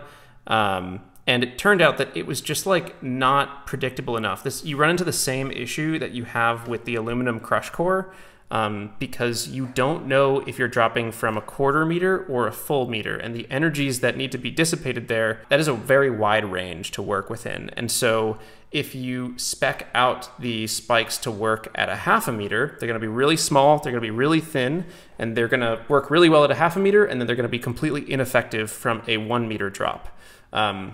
And if you spec out the spikes to work at 1 meter, this is the worst case, I think. When you spec them out to work at 1 meter, if you drop much closer to the ground, those like little 1mm rods that would stick into the ground otherwise from 1 meter, at a 1/4 meter, they're gonna bounce. They're gonna like contribute to the bouncing problem of the legs because they're not gonna have the energy to like go into the dirt and stick you there. Legs are a fascinating problem, and I have a lot more respect for people who work on like landing leg systems for landers, for who knows what. I assume the same is true for like aircraft landing gear. It is a fascinating problem, and it is definitely not solved here, but this is basically where I'm at with the landing legs for Scout. For Scout F, I'm not sure what I'll do yet. We'll see. All right, homies, now it's time to talk about airframe assembly or construction. Scout was built using BT-80 tubes, which are about 66mm in diameter, and they're about 1mm in thickness. They're really lightweight tubes, which means that they're great for things that have a very constrained mass budget, and they're terrible for withstanding impacts. I was really hoping to build this thing so that it would work right out the gate, but it's clear that after Flight 2, we probably should be building this thing to withstand a few hard impacts. For comparison, Echo had several hard impacts on the ground and was still able to use the same airframe that it did. It uses a 3-inch airframe, which is like 74mm or so, and that's like a 2mm diameter cardboard wall, so it's a little thicker. I painted roll stripes on Scout, which are just black marks on a white body tube. I really like doing this with most of my rockets. It's the same type of aesthetic choice that happened with the early Saturn vehicles. I think the early Titan vehicles too had it. The A4 rocket had it. A lot of these early launch vehicles from the US at least had roll stripes because it was easier to track the roll with a camera and see if like everything was working that way. At least from like an early guess point before you got data back. I used blue painter's tape to make these stripes. If you're careful with it, you can get really good lines. The next thing I did was label my axes. I talked about this in the Building Lumineer series, but it's pretty important to label your axes if you're building a vehicle that is also modeled in CAD. Labeling which directions are X, Y, and Z is going to help you down the road when you need to drill or cut holes that are modeled out in CAD. The next thing I did was start attaching the leg base and drilling holes for it. What we're doing here is sometimes called match drilling. So we have a part with existing holes, and then we use those holes to drill through a separate part so that those holes can line up perfectly. Sorry for the bings. This makes things a little bit easier. We don't have to drill holes beforehand into the airframe. We can just use the actual part to align where the holes need to go. Around this time, I also started making cutouts from the airframe. I mentioned this in the TVC section. The mount was designed to have no cutout if possible, but ultimately it wasn't totally possible. To get that full actuation of 8 degrees on one axis, we ended up having to cut out a few parts of the TVC mount, or rather a few parts of the airframe to accommodate the full servo actuation range. I also cut out some holes so that I could access the lockout pin for the TVC ejection system, or for the ascent motor ejection system. You have to manually pry open the lockout pin in order to load the ascent motor, so we need basically an access hatch to do that, and that's what I'm cutting out here. Around this time, I also started attaching legs, and I ended up using CA glue to attach the legs, as well as those screws that took the load. The CA glue helped us lock in the yaw of the strut. We talked about this a little bit earlier, being being a problem. Essentially, as the strut comes down, we're sort of wiggling one way or another if we don't lock it in place. So the load is still going through those screws that also go through the TVC mount, but the CA glue helps us hold that orientation. That second screw that was below, you know what, man, is this stuff even worth it? Like, I don't know if this stuff is like worth going through, but I promised I would tell you everything. So yeah, the CA glue is holding that strut in its like yaw orientation so that it can easily lock into the foot of the leg. Then here we're just screwing in those strut mounting points to the airframe. Along the way, I made a lot of pencil marks on the airframe in order to mark up, like where axis lines were, and I ended up having to wipe those off too. Having is a strong word, but I ended up wiping them off. I wanted this thing to look real nice. Okay, and at this point, I was ready to attach the fin deployment assembly up top. This thing is kind of a pain to build into a rocket, but it is still a design that I'm really proud of. To recap, there's a servo which drives a little plate in an assembly that fits inside of the nose cone. That plate pushes down on the fins, which are hinged, so that in an upright scenario, it will push the fins out, and then when the plate retracts, the fins don't have anything else to push them back in other than the force of gravity. And if you go fast enough, the fins actually lock in place because of a little bit of Velcro that you'll see in a bit. So the plus side of these fins is that they look really cool and I'm proud of the design. And the downside is that it's a pain to make those cutouts in the airframe, and it makes the airframe very delicate at the top of the vehicle. You can see in the footage from Scout Flight 2, once we hit the ground, we just fold right over at that section because there's no like circumferential strength because we're cutting out all of these sections. I used a piece of Kapton tape as a reference and then cut out straight lines that were, I think, like 3 millimeters in width. I tried to get it as close as possible, and then I think I had to refine it a little bit as I went. But basically just enough space that we could fit those PLA fins back into the airframe, but not making it too small so that we create a bunch of friction there. And here's a nice clip of me realizing we've dialed it in pretty well so the fins can rotate freely. After cutting out the holes, I mounted the nose cone onto the top of the airframe, and the nose cone actually provides a lot of the support that we lose by making those cutouts, so the rocket is stronger for having the nose cone on. I also added small screws at the very tip of the fin. The goal here was to just provide a little bit more inertia so that when the fin is coming back in, it fully seats inside the airframe with that Velcro. Here's me applying the red Velcro strips, which were ultimately just a little bit too thick and large, so I ended up replacing them with black Velcro strips down the road. Some more interesting clips here. We actually had very little room inside the airframe to attach the nose cone on, so you'll notice I'm using a nut on the screw to actually like effectively reduce the screw length. It would have worked to buy shorter screws, or we could just work with the existing hardware we have and add a nut to shorten the effective length. Here's me removing some more pencil marks, and then moving on with airframe construction. Here are some shots of me preparing the coupler tube to join the top and bottom body section. We start out by marking the center point on the coupler, and then we match drill holes in both airframe sections. So once again, like the initial clocking of the coupler doesn't matter because we're drilling the hole through both parts. Then we lock in the holes with the screw on one part of the airframe, attach the other part of the airframe, align them, and then make a second set of drills. After this, I made the Avionics cutouts and drill holes. These were done sort of by the CAD and then sort of just on what looked right to me. I made cutouts on either side of the flight computer, which is Ava, so that we could access all of the different USB ports and SD card slots. Here's some more miscellaneous shots of me cutting out other parts of the airframe. You can see the TVC servo poking through a hole that I cut here, as well as some more fin actuation tests. This wasn't strictly necessary, but in a lot of these tests, what I was going for was to see if we could get all of the fins to retract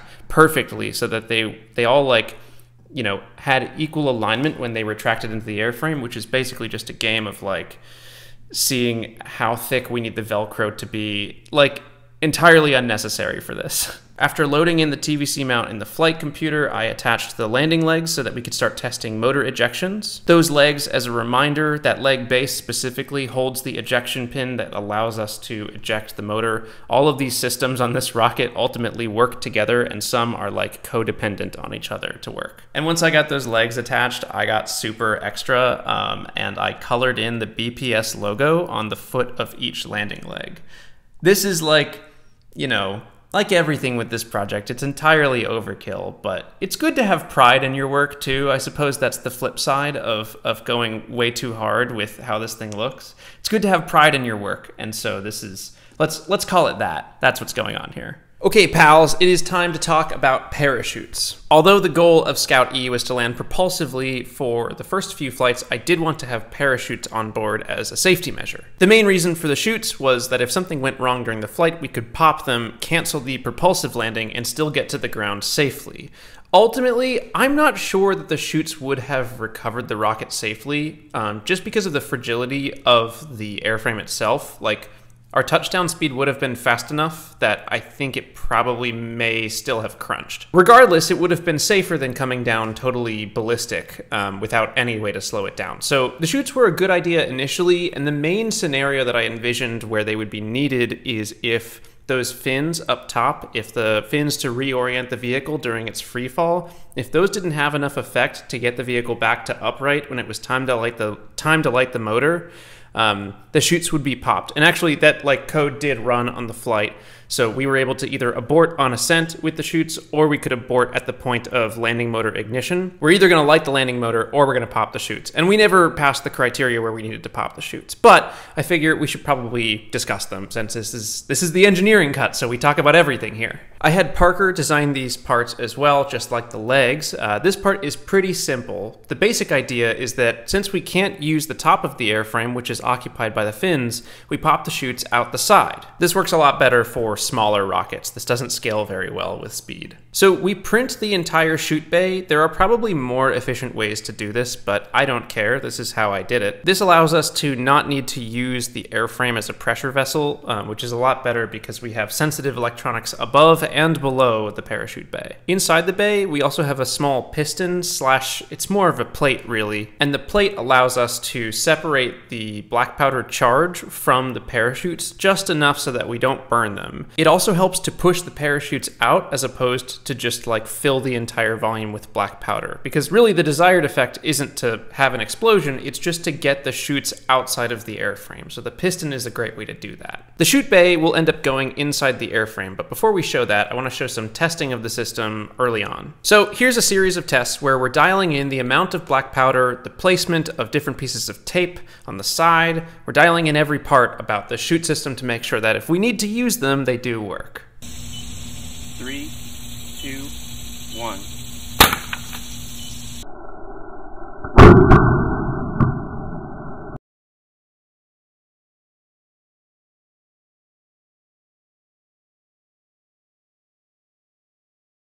Okay, this is ejection test 2, still 0.4 grams of black powder. This time we have non-perforated tape, blue tape on either side, with no relief cuts in it. And I think we're all set to go here. 3, 2, 1. Nice.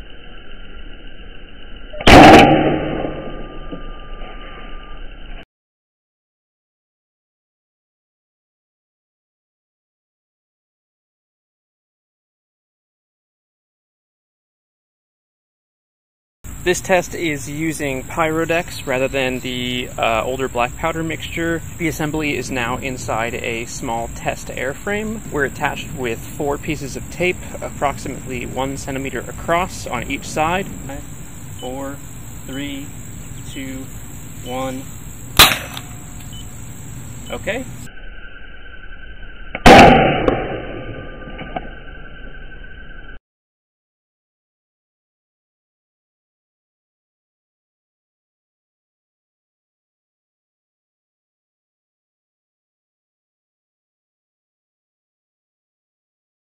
Looks like we lost just a little bit of grip here. I could widen this into design. Otherwise, looks like a pretty good test. We lost the door, which is good. A couple of small burn marks there. And it seems like that's probably an appropriate amount of pyrogen. We want it to be on the side of too much rather than not enough. Okay, this is ejection test 4. We have a slightly different setup now, just changing little bits every time after I review footage. The big deal here is that we are now flush against the airframe. When we look from the side, it's a really clean cut, and it's a really clean side profile. Once again, we've just got the cardboard as the only barrier between the parachute and the outside world. This is about a ½ gram of Pyrodex triple FG. And then my thought is that we'll do just one more of these tests today, again with the 2 pieces of tape. And when we're ready to fly, this will be white masking tape, so it blends in a lot better with the vehicle, and it's easy to replace if I ever have to replace the charge or do maintenance on the chute. Firing in 5, 4, 3, 2, 1.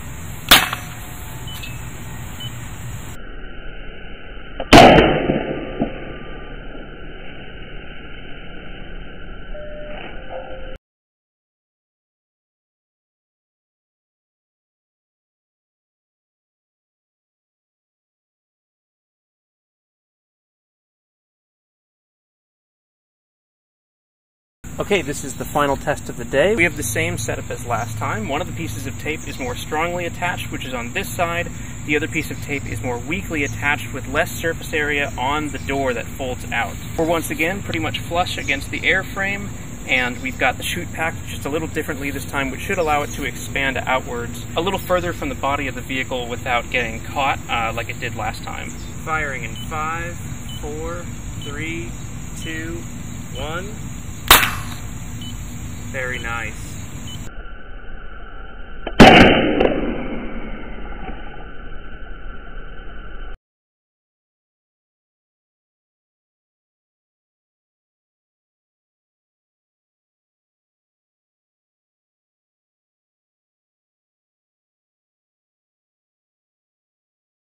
Some of these tests were more successful than others. It was difficult to dial in how we packed the parachute.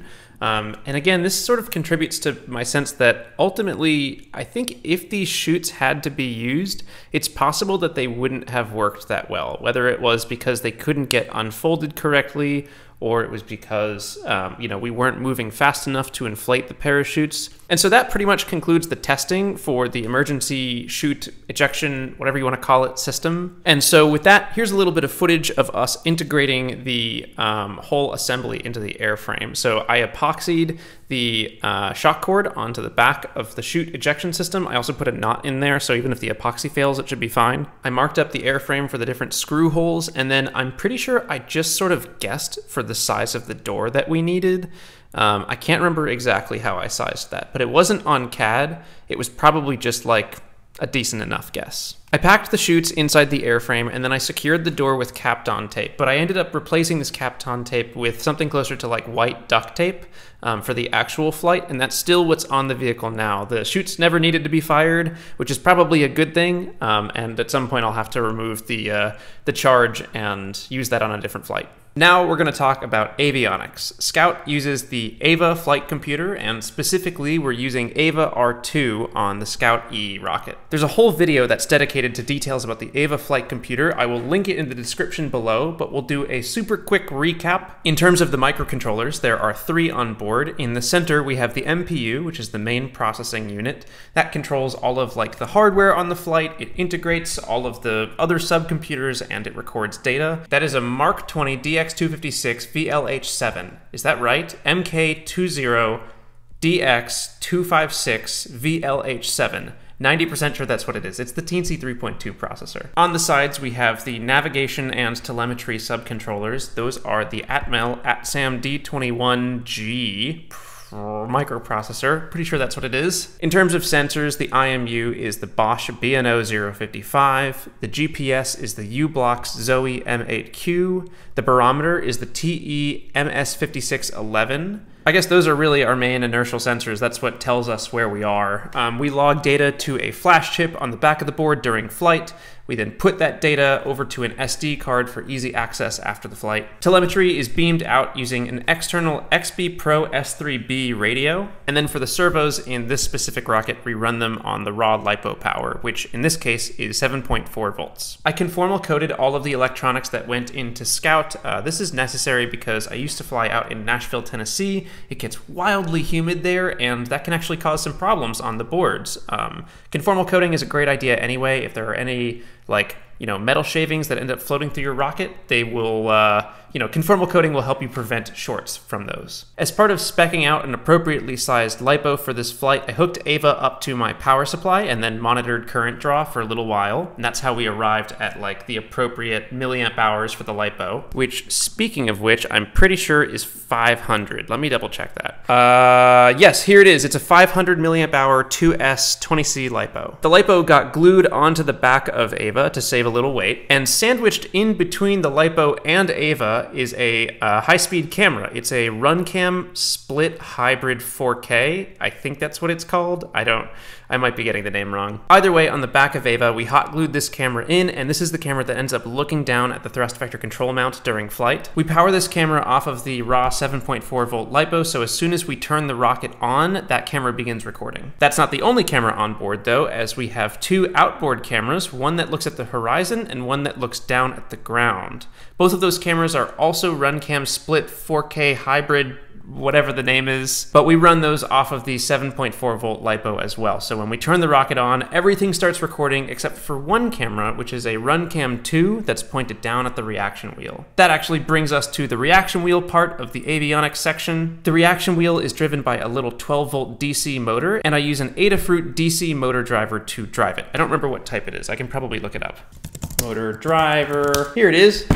It's an Adafruit DRV8871 DC motor driver. The reaction wheel is super underpowered and is maybe one of the least analyzed systems on this rocket. I used the exact same PID gains that I used on Sprint to actually drive the wheel. The rockets have a similar enough mass moment of inertia, and I was just like, well, controlling roll isn't entirely required for this. We just have to not be spinning at a crazy rate. So like the reaction wheel, even if it doesn't hold our attitude very well, is still doing its job. Well enough. In terms of wiring on Scout E, I wanted to prevent any chance of super dumb failures. In my mind, a dumb failure is if a cable disconnects because you accidentally pulled on it when you were integrating the rocket or something like that. So at every joint between a cable, we had a zip tie or some type of way to secure it down so that you had to either pull very, very hard to disconnect the cable, or you had to break the cable. This mostly applied to servo connections, but it also meant that at some points we just soldered cables. We ended up shortening down servo cables as well to reduce slack between the TVC mount servos and the Ava flight computer. I also did cable lacing on the servo cables for the TVC mount. This was entirely unnecessary. Again, common theme here, but it looks really cool. Cable lacing is a very cool look, so I used a dental floss and I just kind of went for it. Integrating the computer into the vehicle is kind of a nightmare of a process. There are so many different cables that come in and out of Ava, and some of them have to go through the access hatches, some of them just go straight through the vehicle, so it's like it's like a solid hour process to get the flight computer fully integrated and wired up into the rocket. We also had to strategically designate space for cables to pass, which means I took a Dremel to the 3D printed mount because there wasn't enough room for cables to run by. Sort of back on the airframe side, any cable that ran up the rocket, so that would be the servo cable for the fins, the GPS antenna, we had some power cables for cameras, the pyro stuff for firing parachutes, that all had to run up the outside of the rocket because on the inside the reaction wheel sits on top of Ava, so that's why we have those cables on the outside. If it was a longer run, I would probably use a raceway for this, but basically we cut a hole in the airframe section and the coupler. It's a pretty inconspicuous little hole there, and then as long as you route all the cables together, it looks all right. For mounting the outboard cameras, I attached two of those RunCam split 4 hybrid whatever cameras together, and then I cut a hole that looked like roughly the right shape in the black section of the airframe. And this means that those cameras are a lot harder to see if you're not looking for them. And like any good engineer, I used a tremendous amount of hot glue to secure them there. One of the last things to cover for wiring and avionics here is arming. So whenever you have a computer that is in charge of firing either an explosive charge or a landing mode or something like that, you need a physical arming switch, which is even if your code totally faults, even if something goes terribly wrong, there's no electrical path. There's no like possible way that you could fire something accidentally until you're really ready to do that. So Ava has an arming channel. At the bottom right, if you connect two leads that are on a terminal block, you basically arm all of the pyros. So with Scout, that arms the landing motor, that arms the chutes, that arms the landing legs. This can be, and is on Scout, something as simple as two wires that when you're ready to fly, you just twist them together and then look for continuity on the ground station with telemetry. But I wanted to make sure we covered that just in the name of safety. Coming up is some cool footage of something called software in the loop. Sometimes you'll hear about SITL, software in the loop, or HITL, which is hardware in the loop. What we're doing here with software in the loop is we're simulating a flight, we're simulating the inertial measurements that we would see, and we're using those to see if Ava will step through all of the state changes that need to happen. Now the tricky part here is that we actually do have some hardware involved. There's like some hardware in the loop, right? But it's not actually in the loop. In order for this to be hardware in the loop, we would have to connect up sensors and position sensors to actuators, and then feed those positions back into a physics engine, which then affects all of our other part of the loop. But the hardware is out of the loop, it's just responding to the software in the loop test. What you're seeing here is the telemetry ground station that is reading out the state of Ava, and then I'm basically just turning the rocket on, and after about 10 seconds, it starts the software in the loop sequence. There are a lot of ways to go about doing SITL. What I have is basically a function that directly replaces the navigation update function, which is where we ask the navigation computer for data, and it returns all of our inertial measurements. And so instead of that, we have an SITL update function, which replaces it and feeds us those inertial measurements just as if we were actually flying. So then on your screen, you can see that Ava steps through those parts of flights. You'll also see that it responds. It actually, tries to gimbal the rocket motor. It opens up those fins. These tests were absolutely crucial in working out some of the bugs before we flew Scout E, and I super recommend you do it if you're doing some type of similar project. You can even keep it pretty simple. We're just injecting a lot of fake noise into some of the sensors, and then we really only care about altitude and position. And those are easy enough to simulate. I mean, we literally simulate them in the beginning of this video in the little Arduino landing simulation. It's fairly easy code to run. You can just set it up in your flight computer software. So as far as hardware goes, that pretty much completes this section of the video. I didn't film every part of building the hardware, but I filmed a lot. I hope that helps if you're building something physical like this. And before we end this whole massive engineering cut, I thought it would be fun if we could poke around at some parts of the code to see how that worked.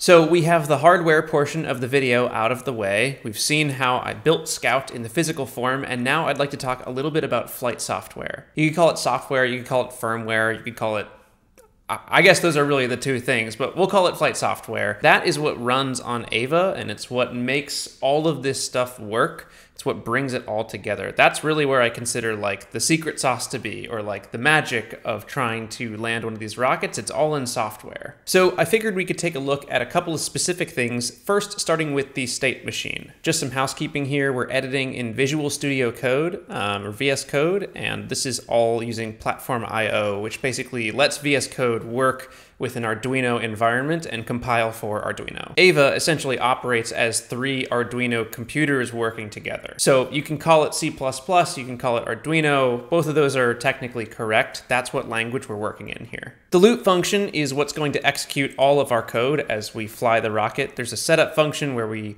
take care of some startup stuff, but the loop function is where it really happens. At the top of the loop function, we have our functions that are going to run no matter what. These are the things that we need to just continuously do all of the time. So we have timekeeper, which tracks how much time has passed since startup, how much time has passed in flight. We have state indication. Those are our LEDs and buzzers, so we need to know what the computer is doing even if we can't see the telemetry screen. We have read battery, which is pretty self-explanatory. We're just looking at the voltage of the battery there. Update pyrostates is a thing that it does analog reads on the voltage dividers on each pyro channel, so we're looking at each one to detect, is there continuity on that channel? Is there basically some type of charge or device connected up to it? And then we log those and also beam them over telemetry, which, speaking of which, is the TLM update function here. So this is sending data to the telemetry computer, which then sends it to the XB, which then sends it to the other XB, which then sends it to the ground station so that we can see it. Finally, or actually not finally, we've got two different functions here, SITL, nav update, and nav update. If I uncomment this, you can see that that is a legitimate function. So only one of these can operate at a time. You'll see it actually throws an error when we do that too, but only one of these can operate at a time. So this is the software in the loop navigation computer, which is not real, but it's like a physics engine that injects fake data into Ava's control code.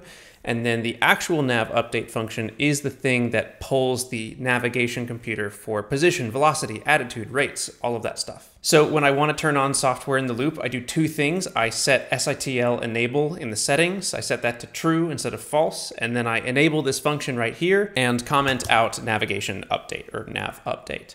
But we're not going to do that now. This is just explaining what's going on. Finally, we read the backup IMU. This function doesn't do a whole lot. And I don't even think we're logging the backup IMU because we prioritize other things for the landing rockets. So this is like an entirely useless function. By the way, this is all the flight code that was compiled and run for Flight 2, but this is virtually identical to the code that ran with Flight 1. So for the state machine, this is the code that's going to run conditionally at different parts of flight. So this is pretty obvious. This one's ground startup, system state. If it equals 0, we're gonna only run these things. We're gonna exit the if condition. There is no else if here, but the system state, like, this won't return true for anything else. So we'll basically head back up to the top of the loop. So in the ground startup, we calibrate our gyros, we set all pyros to low, we detach the fins up top, we log a little bit of data, and then we try to detect if the navigation computer is converging. So the other thing that each state has is an exit condition. At least one, some states have multiple, but it's a way to get out of the state.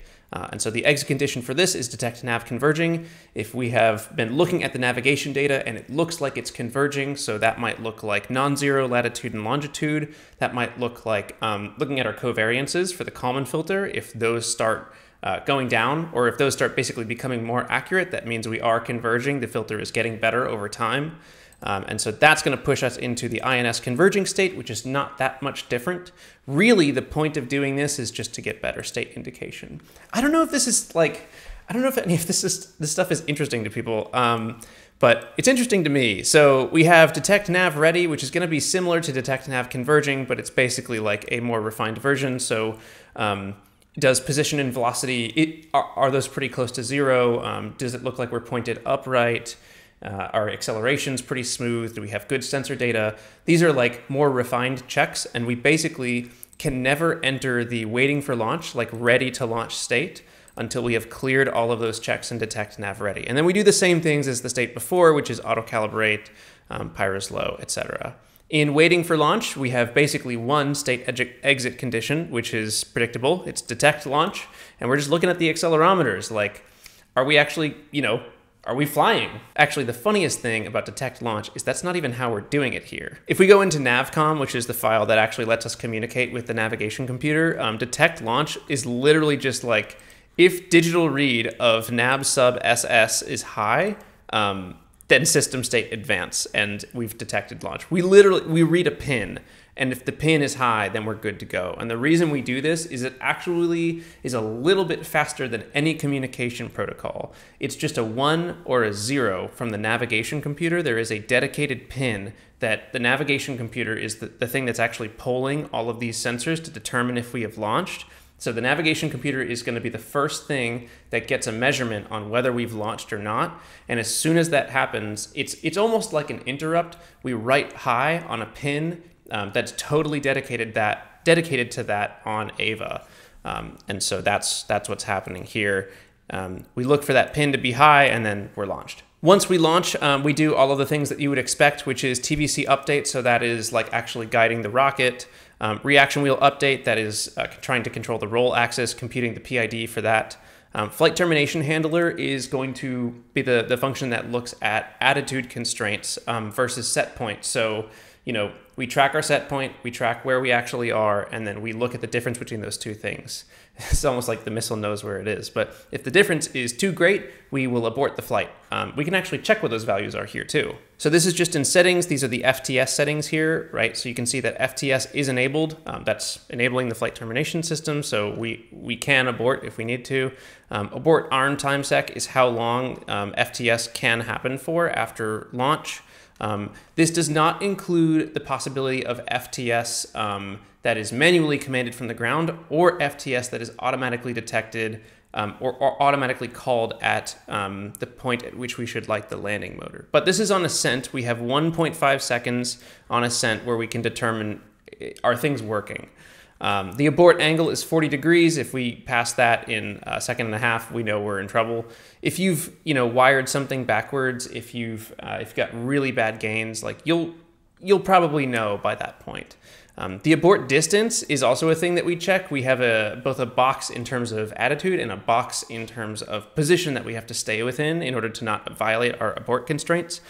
I was way too generous with this. 30 meters is not something that we will ever be hitting with Scout in terms of abort distance. We will absolutely hit the ground before we violate that. So that was probably a little too generous.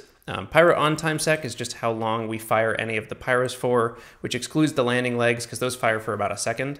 And then leg deploy time millis that's just what I was talking about. 1 second IDK LOL. That's a great comment there. And then none of these things are triggered by altitude alone. But you can see what everything is connected to. So pyro channels 1 and 2 are connected to chutes. Channel 3 is empty. Channel 4 is what we use to fire the retro motor. Channel 5 fires the landing legs, and channel 6 does nothing. Back to the state machine here, we've got our flight termination handler, detect max alt and val. That does exactly what you would think, detects our max altitude and velocity. We also track the vehicle mass. This is our function that tracks mass, and the way this works is that we know the amount of propellant that is in the motor to, within a few grams. We know what the burn time of that motor is. We can sort of linearize around, it's not going to be the same throughout the whole burn, but we can guess, we can just assume it is a straight curve for those 3.5 seconds of burn. And so we track the mass during the burn. And really what we're doing is we're just subtracting a little bit from the known vehicle mass at each increment. We also know our mass at different points of the flight. So we can sort of reset the counter if we're tracking mass and things are a little bit off.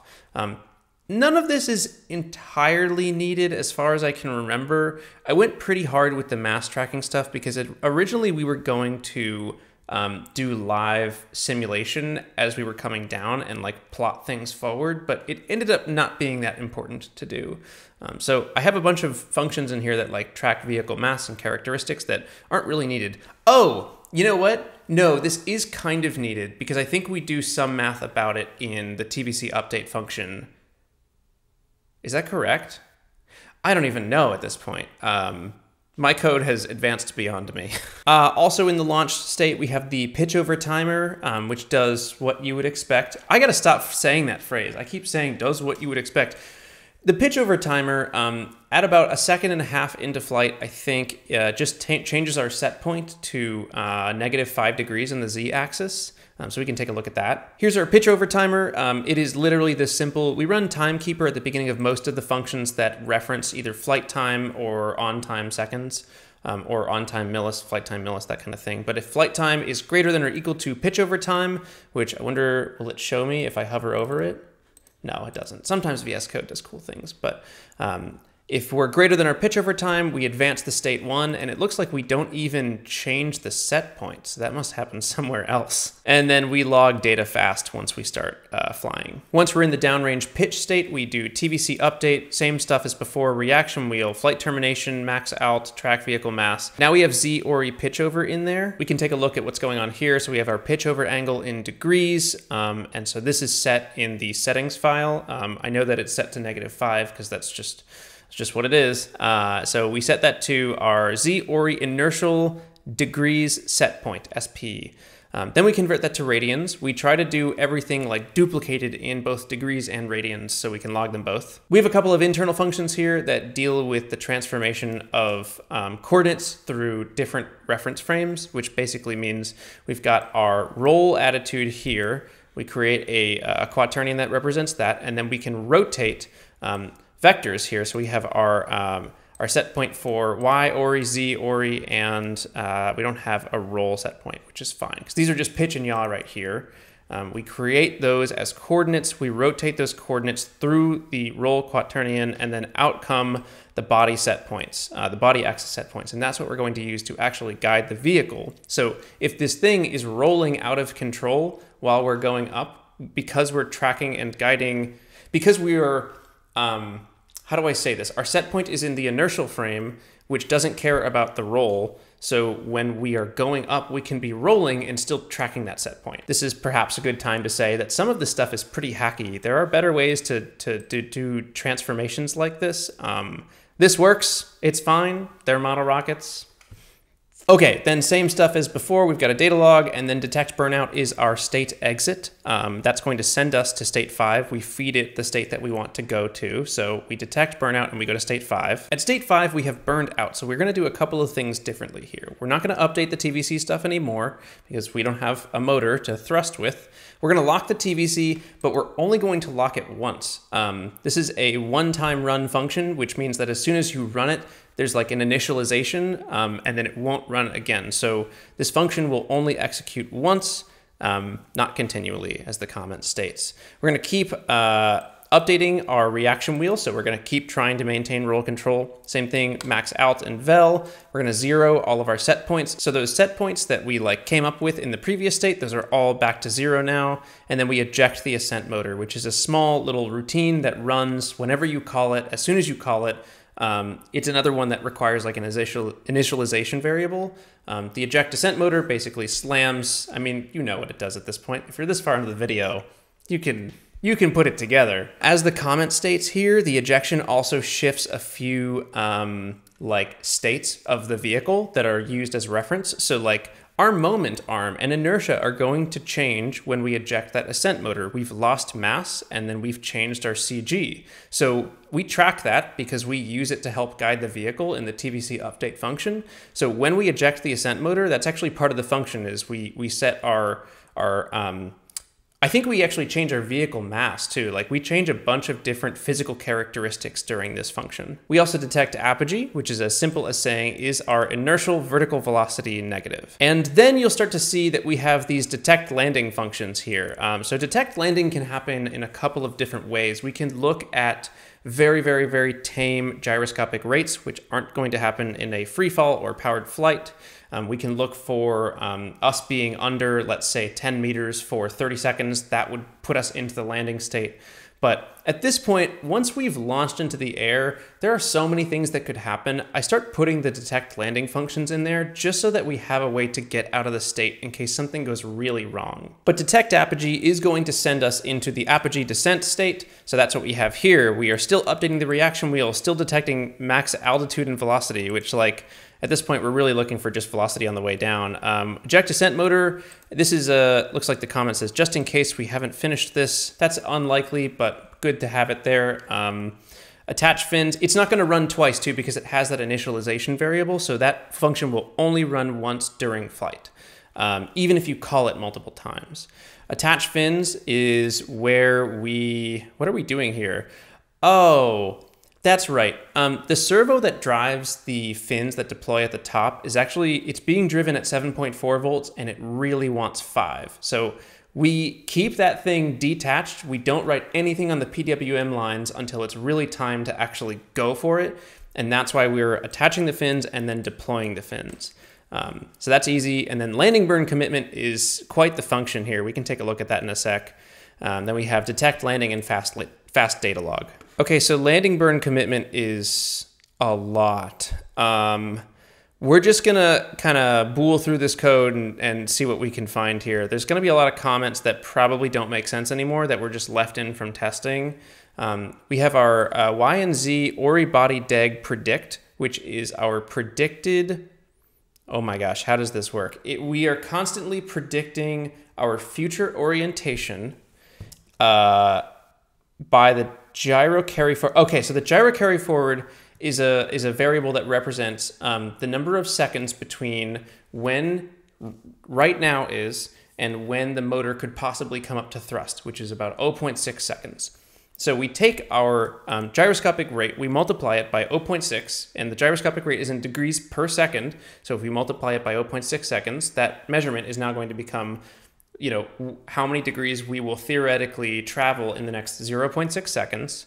And and then we add it to our current attitude in body axis, and that is like what we predict to be the future attitude of the vehicle.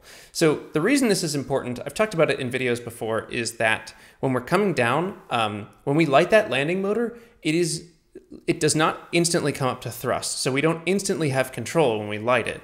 And if we were, for instance, like just swinging wildly coming down, we want to know that at the point at which we have control, we are decently near upright, which is going to be a decent predictor of like, do we have a good shot at landing? So then we look at the absolute value of both of those things, and if either one of them is violated, we call a landing abort, otherwise we do not. The landing burn altitude, as we talked about earlier, that's in meters, and that is calculated using that little polynomial right there. Then we have a bunch of code that like I might be able to understand. Let's find out. If the altitude, so that's x position inertial, that's our vertical altitude, if we are less than or equal to our landing burn altitude, and if we are greater than, but not equal to, if we are greater than the landing burn altitude minus 1.5. So we're just looking to be in a range, like a very close range to the landing burn altitude.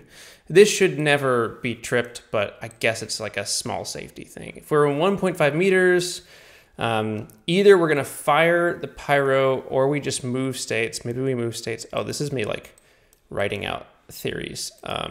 If landing abort is 0, then we have landing is go. This is a redundant variable. This code, I get to hide behind the excuse of this code was written a year ago, so I'm better now. Who wrote this? So if the landing abort is not 0, landing abort called, out of abort limits, and we advance to state 42. State 42 is our abort state. And then otherwise, we are go for landing, and so we advance the system state. So that's just how landing happens. And then otherwise, if we don't pass this criteria, then the other thing we do is we're too far below the burn altitude, we were never gonna make it anyway, and we also go to state 42, which is the abort. Okay, so that's quite the function, but basically that is our state exit condition. Apart from all of the other aborts, we can either go to the next state or we can go to state 42. So let's say we go to the next state, we have landing burn startup, so we're turning on the TVC update again, we're starting to do a little thrust vector control. We keep the fins deployed. Deploy fins actually works on velocity at this point now. So when we deploy fins initially, it keeps them out regardless of state. And at this point, the deploy fin function is looking to see if we are greater than absolute 4 meters per second airspeed. So once we drop below that, the fins are automatically going to go back in the vehicle. That's handled within the fins function. We have a reaction wheel update. Sorry, I keep having things in my throat.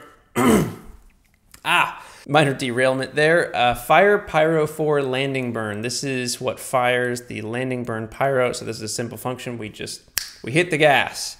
Find peak excel. This is a function that's going to run after we fire that motor. That function is going to look for the absolute peak of acceleration that you've seen in all of these F15 thrust curves now. So when we hit that peak, that's our reference for where we are, you know, how long that ignition delay was, and then we can use those two things to decide like how much do we need to throttle, how much do we need to divert.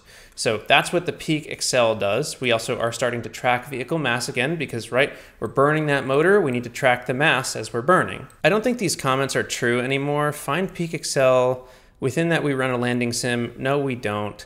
We use that to calculate the divert, sort of. When we shift to the next state, right before we switch gains, we do switch gains. There's a lot of gain switching that happens. Basically, we're turning on and off like position control, velocity control. We'll get into that a little bit more later. Once that's done, we begin the divert and move to the next state. So I think the next state is where we actually execute that divert maneuver. So in the next state, this is when we've actually begun the divert maneuver. We have TVC update, reaction wheel update, deploy fins, all of our favorite little functions right there.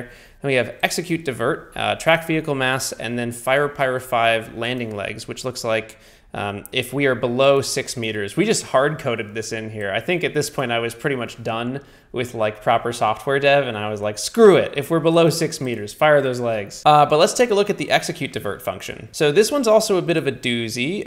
So we have our timekeeper, our favorite little function right there, divert time elapsed, flight time, sec, minus divert start time. So this is, gosh, I'm not even gonna explain all of this. You can figure it out for yourself. I'll try to explain it at a high level. If divert time elapsed is greater than 0, oh, we run the same code in the Arduino code that I showed earlier. So this is just creating a sine wave.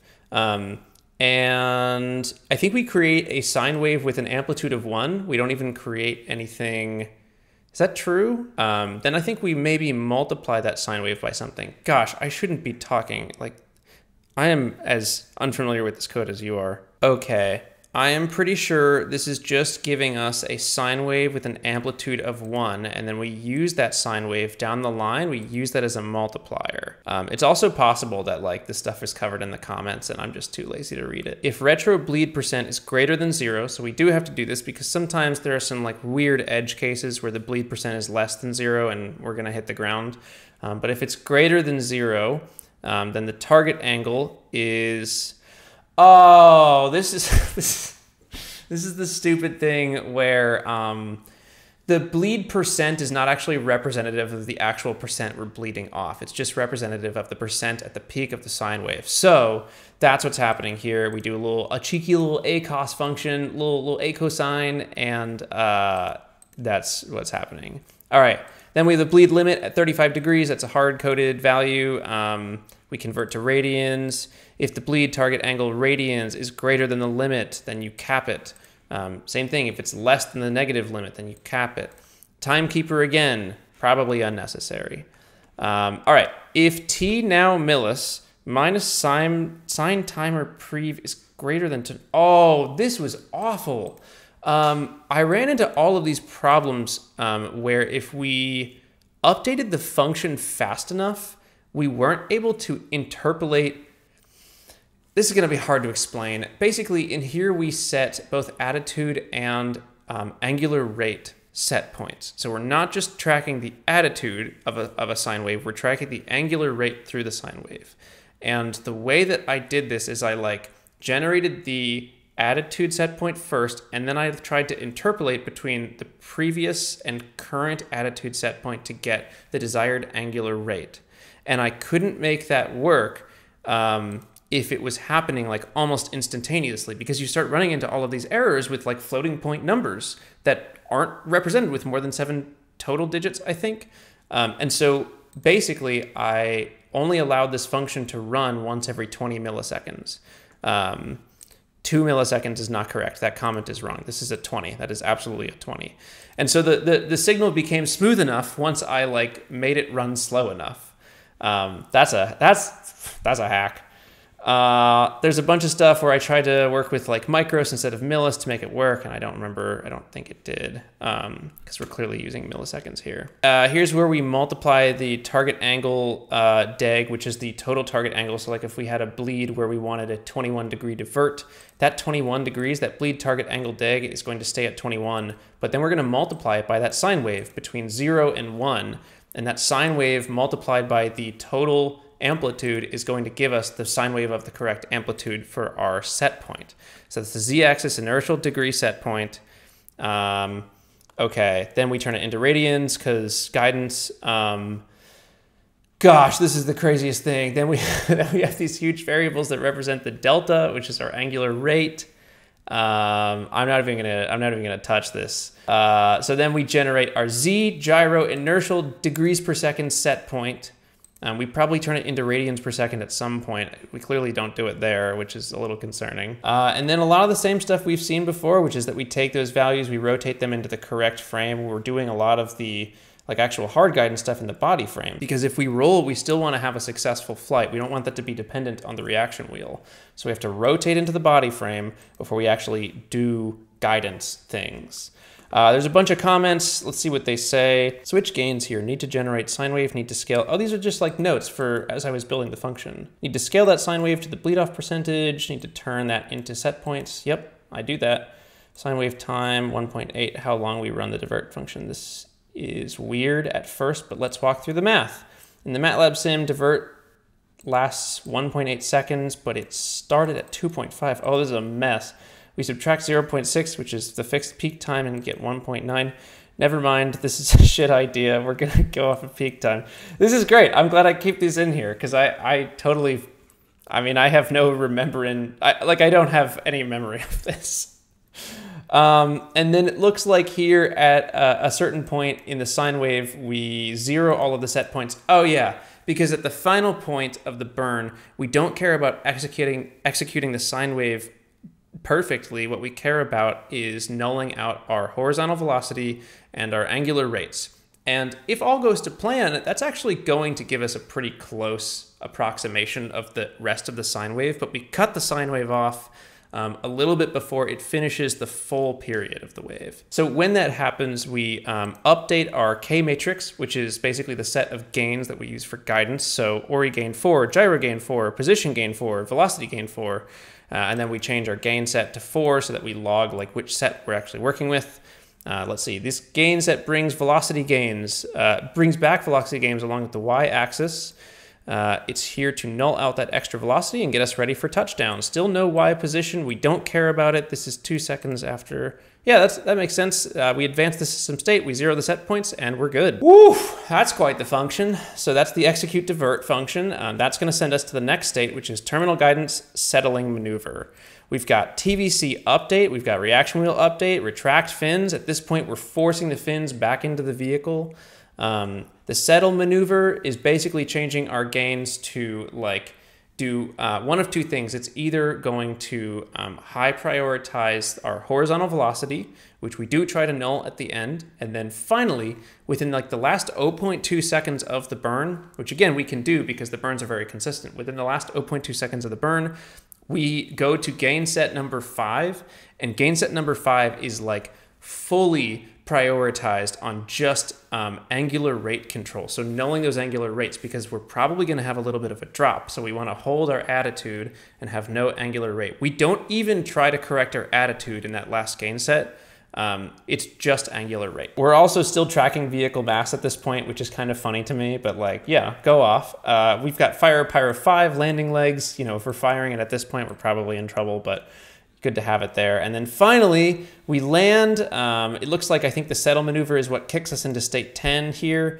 We land, we lock the TVC mount, look for chute inflation. Oh, this is definitely from some other type of flight. But yeah, no, we've got detach fins, shut the reaction wheel down, and then we move into our landing detected state, which is just gonna like, that stuff is boring. It's just data logging stuff.